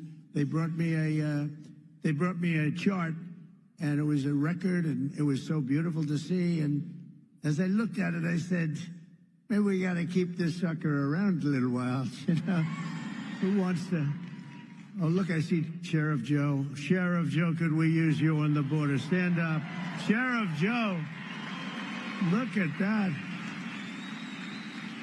He had no problems with the border. You could straighten your border out in 2 minutes. We'll put Sheriff Joe over there. And and you're looking good, Joe. You're looking good. And we miss your wife, right? Your great wife. She's up there proud as hell of you. But he had no border problems. You didn't have any border problems. And we'll do that very shortly for you. We're going to have, you have a governor that doesn't know what the hell she's doing. You have people that don't know what they're doing.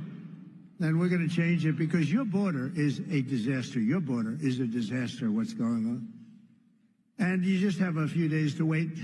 We're going to be fully operational, I would say, by about 2 o'clock on the 20th. 20th of January.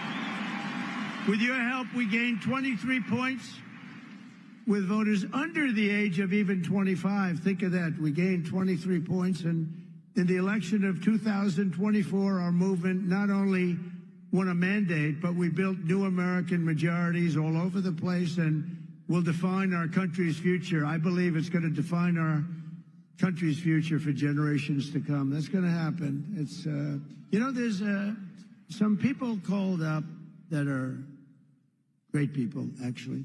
Great business leaders called, a lot of them.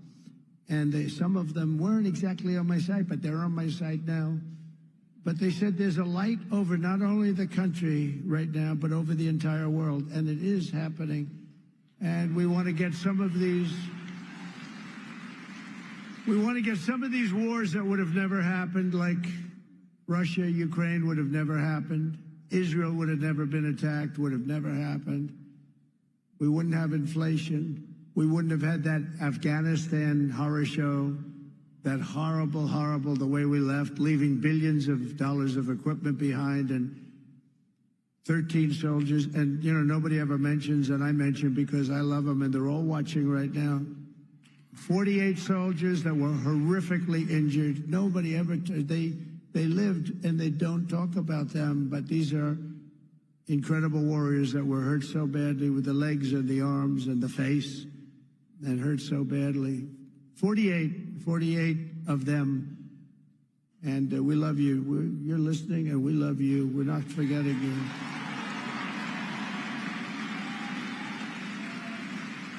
And for all of us standing before you today, I can proudly proclaim that the golden age of America is upon us. It is. It's going to be a golden age. There's a spirit that we have now that we didn't have just a short while ago. Sadly, we didn't have. Well, who the hell can have spirit? Watching women get beat up in a boxing ring? I don't think that's spirit, right? We're going to end that one quick. We're going to end it very quickly. We're going to end that one very quickly. Since the election, the stock market has broken one record after another. The biggest gain of stock market after an election in history. That's a good sign. In a single month, small business optimism soared 41 points, which is a record. That's a record. Bitcoin has surged to an all-time record high of $108,000. Congratulations. Congratulations. And just last week, in an overwhelming statement of confidence in our leadership, the CEO of SoftBank, a very highly respected man in Asia, Masayoshi Son, you probably saw it, announced that he will be investing, and only because I won the election. He made that clear, only because he has confidence in the United States, between $100 billion and $200 billion. And he's going to be investing. It's equal to about 100,000 jobs at least. And all over the world, people are investing now. They're starting the investments, and it's going to be a beautiful thing with the jobs. But they're calling it the Trump effect because even before taking office, we're already bringing in the jobs and opportunity and safety and common sense back to the USA. We're bringing common sense back. Maybe that's the most important thing. I think common sense is the most important thing, but not only are we seeing it at home, but we're seeing it abroad as well. The European Union is suddenly talking about buying vast quantities of natural, American, beautiful natural gas. Is beautiful, and it's very inexpensive. It's a lot less expensive than windmills all over the place. A lot less expensive. But I've informed Mexico and Canada that they will have to step up and stop the illegal aliens and illegal drugs from pouring into our country. Have to stop. And that goes for the European Union, and it goes for many other places. European Union's treated us very, very badly. We have hundreds of billions of dollars with deficits. They don't take our cars. They don't take our agricultural product, but we take theirs. And they've got to be careful. They can't treat us that way. They're not going to be treating us that way for long. That I can tell you. because we're not going to let them turn the United States into a dumping ground. We're not going to let it happen. We pay Canada in subsidies and deficits over $150 billion a year. And you say, why are we doing that? Why are we paying Canada $150 billion? Essentially, we're paying Canada, and we love Canada. I have so many friends. I love Canada. I love it. But why are we spending $150 billion on Canada? Yet Canada allows people and drugs to flood in through our northern border. You know, we have a northern border that's not doing so well either. Likewise, people are coming in from Mexico in numbers that have never, ever been seen before. We had 21 million people come in over the past 4 years. Think of that, 21 million people. And you see a lot of these people should not be here. They come from mental institutions and prisons from all over the world, not just South America. Hundreds of thousands more are racing to get across before January 20th. You got to see it. And I was very strong with Mexico. I spoke to the new president, who was lovely, wonderful woman, and President Sheinbaum, wonderful woman, actually. But I said, you can't do this to our country. We're not going to take it anymore. You can't do it. But I've informed Mexico that it just cannot continue. We're not going to let it continue. The United States has lost 300,000 people a year. Think of that. I don't know. I mean, how many people, everybody you meet said, I lost my daughter, I lost my son to drugs, to fentanyl, mostly to fentanyl, but to drugs. Families are being destroyed, and we're going to stop it. We're not going to let that happen. And we're also going to be doing something that's, I think, going to help a lot. We're going to do very big advertising campaigns, just like a campaign for running for president. We spend a lot of money, but it'll be a very small amount of money relatively. We're going to advertise how bad drugs are for you, how bad they are. They ruin your look, they ruin your face, they ruin your skin, and ruin your teeth. If you want to have horrible teeth, take a lot of fentanyl. If you want to have skin that looks so terrible, take fentanyl. We're going to show what these drugs are doing to you. Nobody's done that before, and we're going to do it. And that is, it's going to be like running a political campaign, just like running for president, just like we just did. We had some pretty good ads, right? We explained what these people have done, how they're destroying our country. I mean, who would let millions of people pour in from prisons and jails and mental institutions, and I always say insane asylums? You know, the press gave me a hard time because sometimes I'd use the word, a name, Hannibal Lecter. They said, why does he mention Hannibal Lecter? That has nothing to do with it. Why would he? I mean, are they stupid? The fact is that we don't want Hannibal Lecter. You know what that is? Silence of the Lambs. We don't want Hannibal Lecter, Dr. Hannibal Lecter in our country, do we, huh? And you know what happened when they went to the voting booth? Or, unfortunately, if they signed their mail-in ballot, but we got by it. We got to change all of that stuff. We got to have great, fair, confident elections. But when they went into the booth or they signed their ballot, they said, Hannibal Lecter, that's a bad guy. We don't want him here. They knew that. They didn't like that. They didn't like that I used them because it's a very good example. It's like incredible what they do. We need borders, we need fair elections, and we need a free and fair press. And we're going to try getting all of them. As another example of the things we're doing and looking at, it's such a terrible thing is happening. The Panama Canal is considered a vital national asset for the United States of America due to its critical role, American economy, the whole world economy, and also national security. The Panama Canal. Has anyone ever heard of the Panama Canal? Because we're being ripped off at the Panama Canal like we're being ripped off everywhere else. A secure, he just said take it back. That's a good idea. Where do you come from, sir? He doesn't come from Panama. Oh, yeah, good. A secure Panama Canal is crucial for U.S. commerce and rapid deployment of the Navy from the Atlantic all the way to the Pacific. It's an incredible thing, and drastically cut shipping times down to U.S. ports by days and even weeks. The United States is the #1 user of the Panama Canal, with over 72% of all transits heading to or from U.S. ports. Think of that. So we built it. We're the ones that use it. They gave it away. Considered one of the one of the great wonders of the world.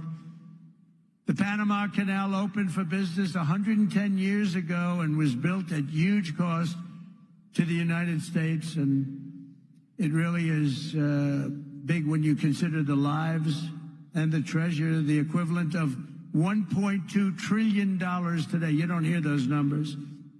38,000 American men, almost all men, they went there to be construction workers and dig. They were diggers, and they were brave.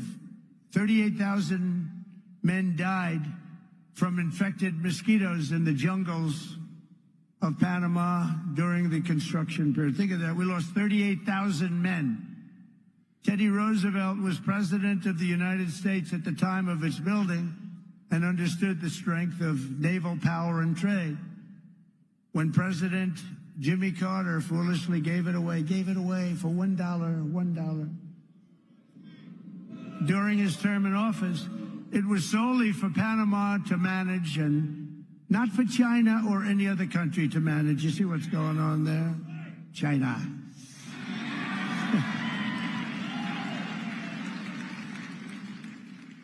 It was likewise not given for Panama to charge the United States, its Navy, and its corporations doing business within our country exorbitant prices and rates of passage, which they do. They charge us like it's a disgrace.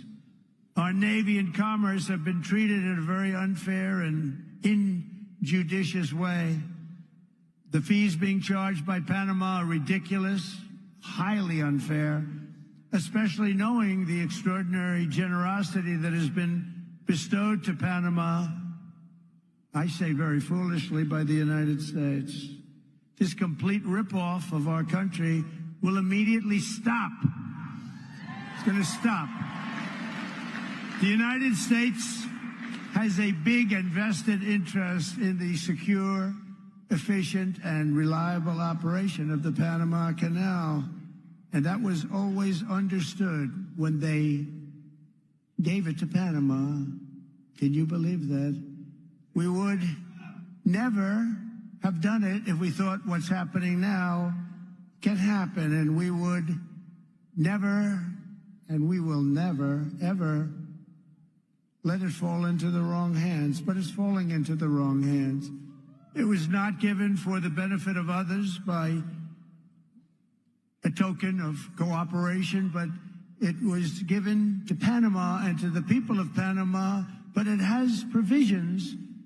You got to treat us fairly, and they haven't treated us fairly. If the principles, both moral and legal, of this magnanimous gesture of giving are not followed, then we will demand that the Panama Canal be returned to the United States of America in full, quickly, and without question. I'm not going to stand for it.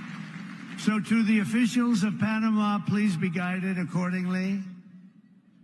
William McKinley, the 25th President of the United States, was because of the vast sums of money that he brought into our country, the person really who got us the money that President Theodore Roosevelt used to build the Panama Canal and a lot of other things. McKinley was a very good, maybe a great president. They took his name off Mount McKinley, right? That's what they do to people. Now, he was a great president, very good president at a minimum. He was a very good businessman. He was a businessman, then a governor, very successful businessman, and then he ran for president, and he won. And he was able to use business principles, and he was a strong believer in tariffs. And we were actually probably wealthiest of any time, relatively speaking, at any point in the history of our country. The In the 1890s, we were so wealthy, we had commissions set up what to do with all the money that we were taking in. We had no income tax. We only had tariffs. I consider that to be the most beautiful word in the dictionary. But President McKinley was the president that was responsible for creating a vast sum of money in the United States that Teddy Roosevelt then spent. So let's say they were both excellent presidents, but McKinley did that, and that's one of the reasons that we're going to bring back the name of Mount McKinley, because I think he deserves it. I think he deserves it. There are lots of things we can name, but I think he deserves it. That was not very gracious to somebody that did a good job. And as you know, he was assassinated. He was assassinated. We have accomplished so much in just 47 days since the election, but that's only the beginning of what we will achieve together as the 47th President of the United States of America. Over the past few weeks, I've nominated an all-star cabinet of some of the most fearless, determined, and brilliant individuals ever to step forward for public office. And we're getting great reviews, I have to say, and they're all doing well. But we're getting fantastic reviews on the people that we chose. It's we chose, because I wouldn't choose them if I didn't think you liked them. I don't have that kind of courage. You like every one of them, and everybody. I mean, people are amazed at the quality. Our Secretary Scott of the Treasury is central casting, the whole group. But to get wokeness out of our military and restore the unquestioned strength and fighting spirit of the American Armed Forces, I have appointed Pete Hegseth to be our next Secretary of Defense. He's going to be great. You know, I've interviewed with him a lot on Fox, and all he ever wanted to talk about was the military, including when we weren't on. He'd talk about the military. He'd talk about how unfairly our soldiers were treated. Can I give a pardon to this one or that one who was treated so unfairly? They teach them to be fighting machines, and then when they fight, they want to put them in jail for 35 years. And he was very strong on that. That's all he wanted to talk about, really, and it just seems so natural to me. Plus, he had a great education, went to Princeton and Harvard, was a tremendous student, and he's a very vibrant, strong guy. I think he's going to be great. He's doing well to make our intelligence community respected even more. I don't even think the word even is right, because we had some bad years with these people. But we're going to do something. We're going to stop looking at all of these horrible foreign wars that we've gotten ourselves through stupidity. We're in wars at countries that nobody ever even heard of before. And we're going to be smart. We're going to be guided by strength. And we're going to have peace through strength like we had. I had no wars other than I wiped out ISIS.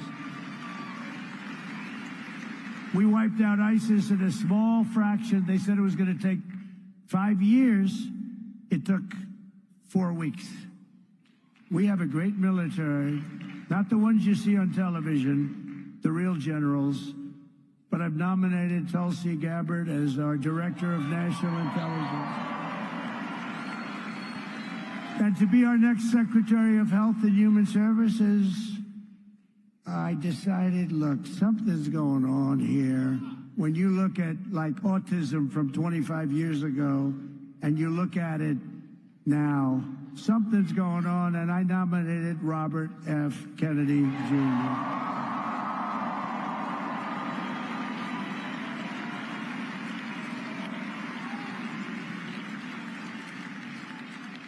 Think of it. Think of this. 25 years ago, autism, 1 in 10,000 children.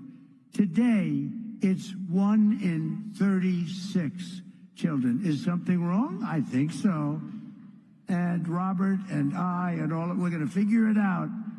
But did you ever hear numbers like that? Something's wrong. Something's wrong.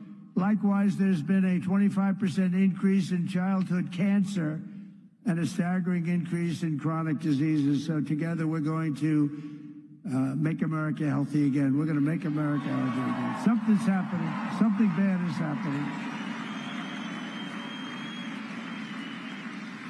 And to end the weaponization of law enforcement and restore fair, equal, and impartial justice, we will have an outstanding new Attorney General in Pam Bondi. She's fantastic.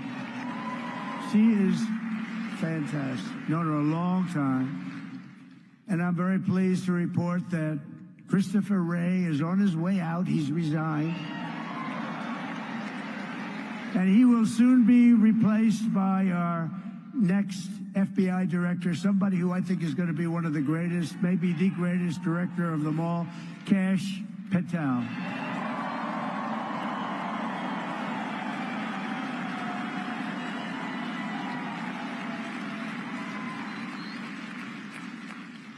I campaigned on an agenda of delivering profound change to Washington, and last month the American people voted for change like they've never voted before, and in overwhelming numbers that nobody saw coming. I saw coming, because I think we all saw coming. When you went to the rallies, you saw that we'd have, like we had in New Jersey, 107,000 people, and they'd go out the next day and they'd have 30 people, maybe 40 if they were lucky.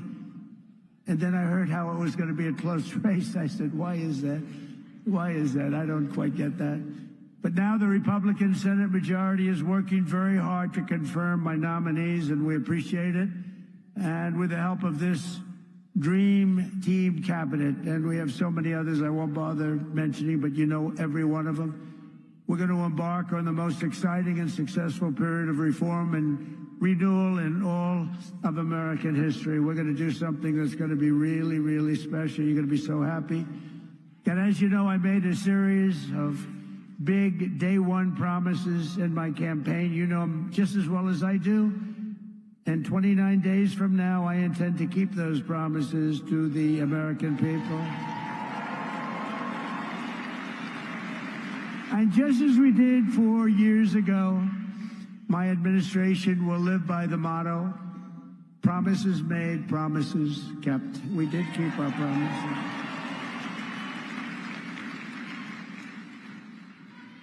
And there's a new hat, there's a brand new hat that's out. I saw it yesterday, the first time, and it's selling like hotcakes. It says, Trump was right about everything. And I don't want to brag, but we were right about just about everything, including foreign policy, these crazy wars that we're in.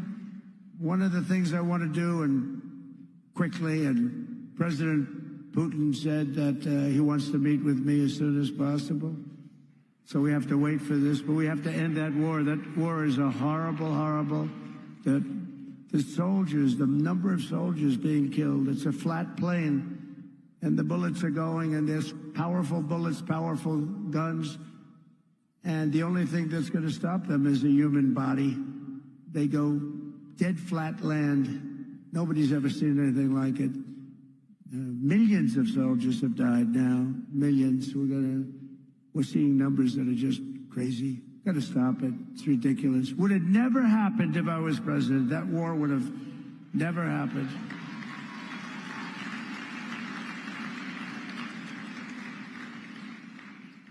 And October 7th, Israel would have never happened either.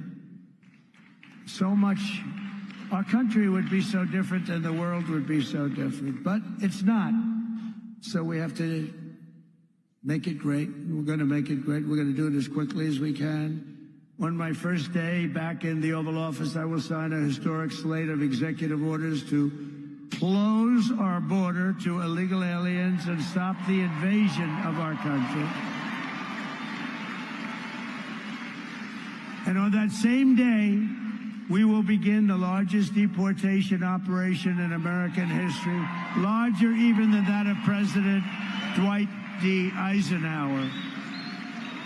And as part of Operation Aurora, you know all about Aurora, how horrible that's been. Every single foreign gang and illegal alien member, all of this criminal network operating on American soil will be dismantled, deported, and destroyed. Going to get them out. Think of it. They sent their gang members to us. Busload after busload. We had an open border. They're gang members. They're drug dealers. They're drug addicts. People that were sick. People that were healthy and strong. What the hell was that? You get the little yips up here every once in a while. I wonder why. It was a strange sound. I've heard some very strange sounds. Every foreign gang member will be expelled, and I will immediately designate the cartels as foreign terrorist organizations. We're going to do it immediately. And we'll unleash the full power of federal law enforcement, ICE, Border Patrol. How good is, by the way, how good is Tom Homan, right?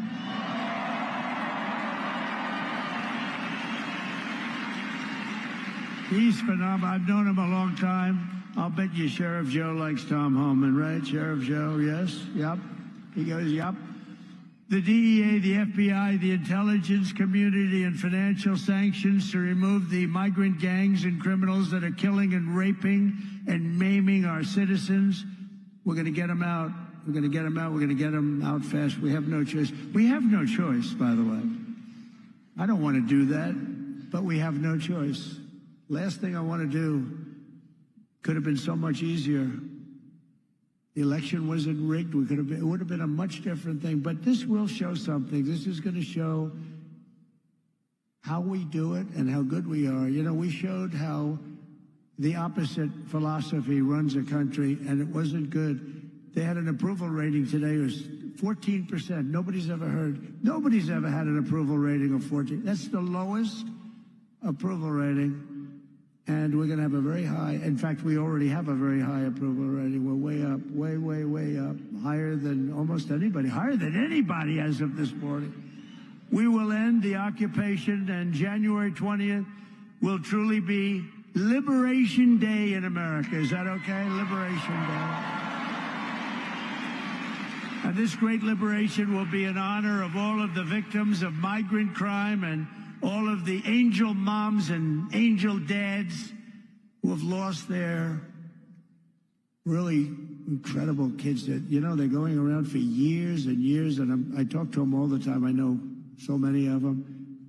And many of them are here. And we can just say, we love you, we're with you. They had so little help from the politicians on the other side. We're joined today by Patty Morin, the mother of Rachel Morin, who you know all about, a beautiful mother of 5 who was murdered by an illegal alien monster who entered our country under the open border policies of the Biden administration. Your borders are always not too good. Your borders are, that was not Tom Homan, I can tell you. But Patty, those days are over, and they will soon be over. I hope we're just not going to have, how can you say never again, but we're going to have as few as possible. It's going to be rough, and it's going to be rough on the ones that do that kind of damage to you and to our country. Where is Patty? Is she here someplace? I just want to thank her. Hi, Patty. Thank you very much. Thank you very much for being here. Appreciate it. Thank you very much. Do you want to come up for a second, Patty? Huh? Do you want to come up? I had lunch with Patty, and she suffered greatly. I said, let me help you with your eyes, because I want to help her with her eyes. She has an eye situation that can be fixed with some medical help. Many of them can't be fixed. I said, Patty, get your eyes taken care of. I'll take care of it. Just get it done. I hope you got it done. Did you have them done yet? Did you have it done yet, Patty? That's great. Oh, you look good, Patty. Be careful.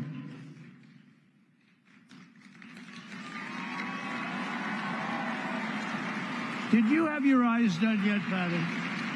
You get them done, okay? January. Oh, good, good. She's going to get them done in January. Good. Thank you.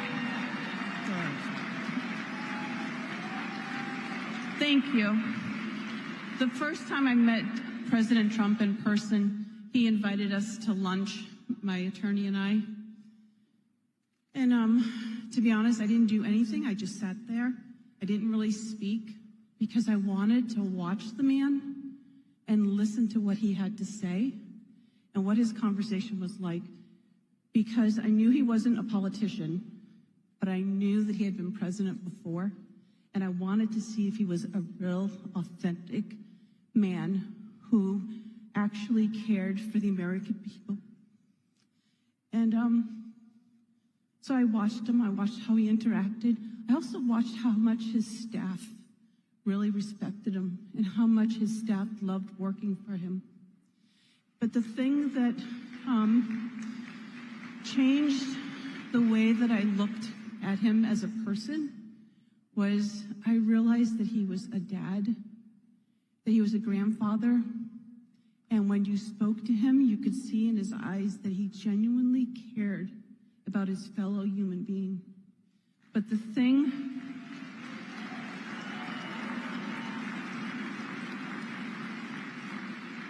I appreciate the most is that he heard the cries of a mother,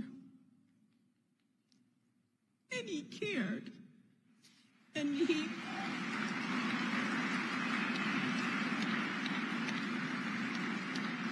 made a promise that he was going to protect us and that he was going to help us. And that's all you can ask from your president, but also just from a fellow human being. And so I personally, I am so honored to know this man and to think of you as a friend.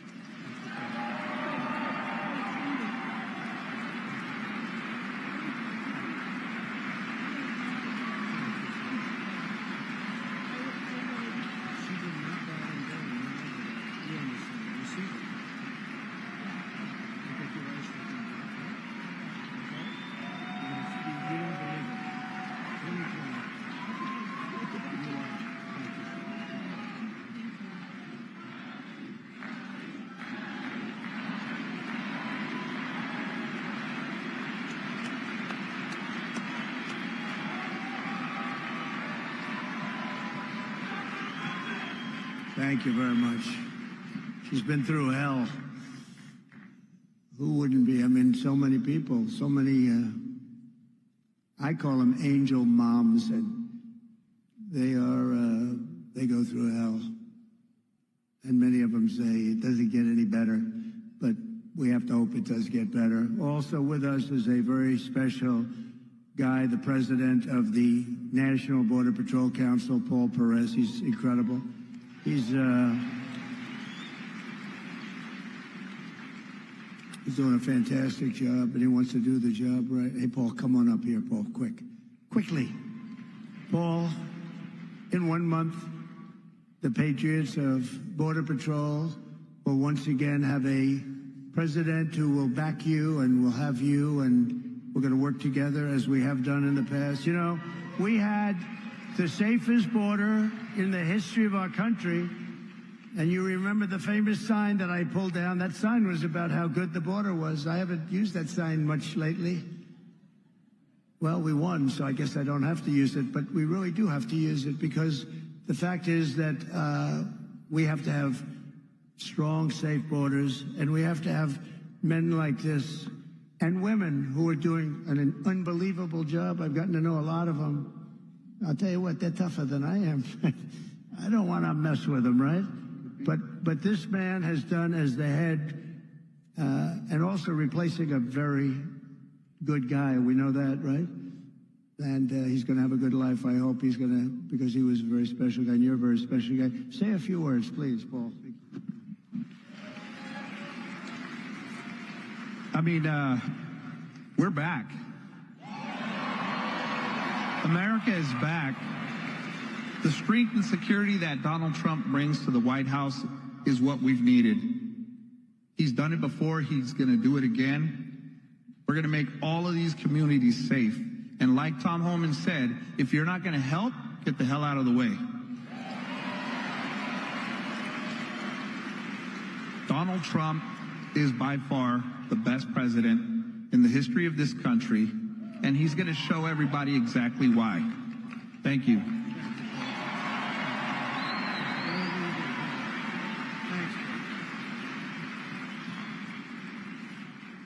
Thank you very much, Paul, and everybody, and Brandon, Judd, all of the people. They do such an incredible job. We're also pleased to be joined by a man who just also, we really did well in Texas.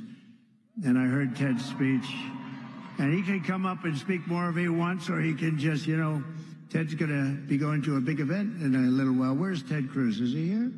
He's here someplace. Ted? Ted? Oh, he's in trouble.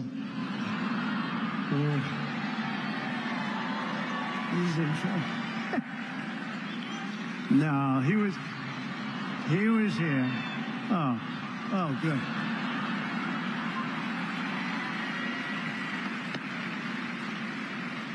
He's not in trouble.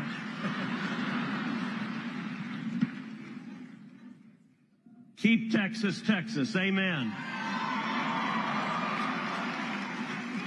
And I've got to say, this election has given President Donald J. Trump, a Republican Senate and a Republican House, a clear mandate to deliver on our promises.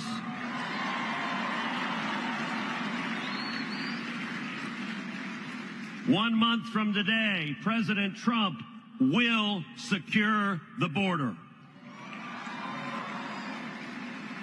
We are going to bring back jobs. We are going to lower prices. We are going to protect American families. We're going to put criminals in jail. We are going to keep our kids safe. We are going to end foreign wars with victory. And I'll tell you, Mr. President, the results of this election, 7 battleground states, you won all 7. The people elected a Republican Senate and a Republican House to have your back, and we are going to deliver results.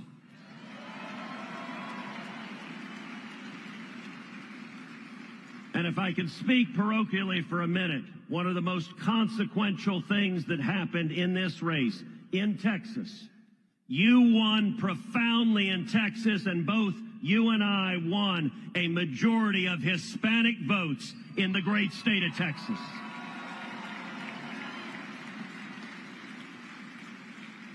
That is unprecedented. That is generational change, and it demonstrates that we are going to protect our nation. We are going to bring our country back, and we are going to make America great again.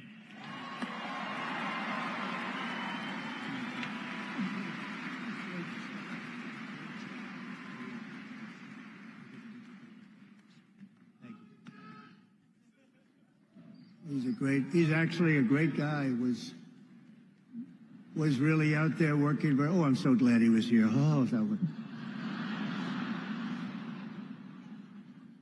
That was an amazing moment. But we want to thank him. He had a great race and did a fantastic job against like 250 million spent against him. But Texas was very special, and it will remain very special. It's doing really excellent people, great people, and the governor's doing a fantastic job in Texas. Your senator, and Dan Patrick, and everybody's doing, Attorney General. Also, I want to bring up, if I could, or just say hello to him. He's on the outskirts, because you got a lot of people in this room. You got a lot more people outside than you have in the room. The RNC chairman, Michael Watley, who was so fantastic in what he did with Laura. The two of them were so great. Where's Michael? Come on up, Michael. Come here. This guy did some job. Thank you very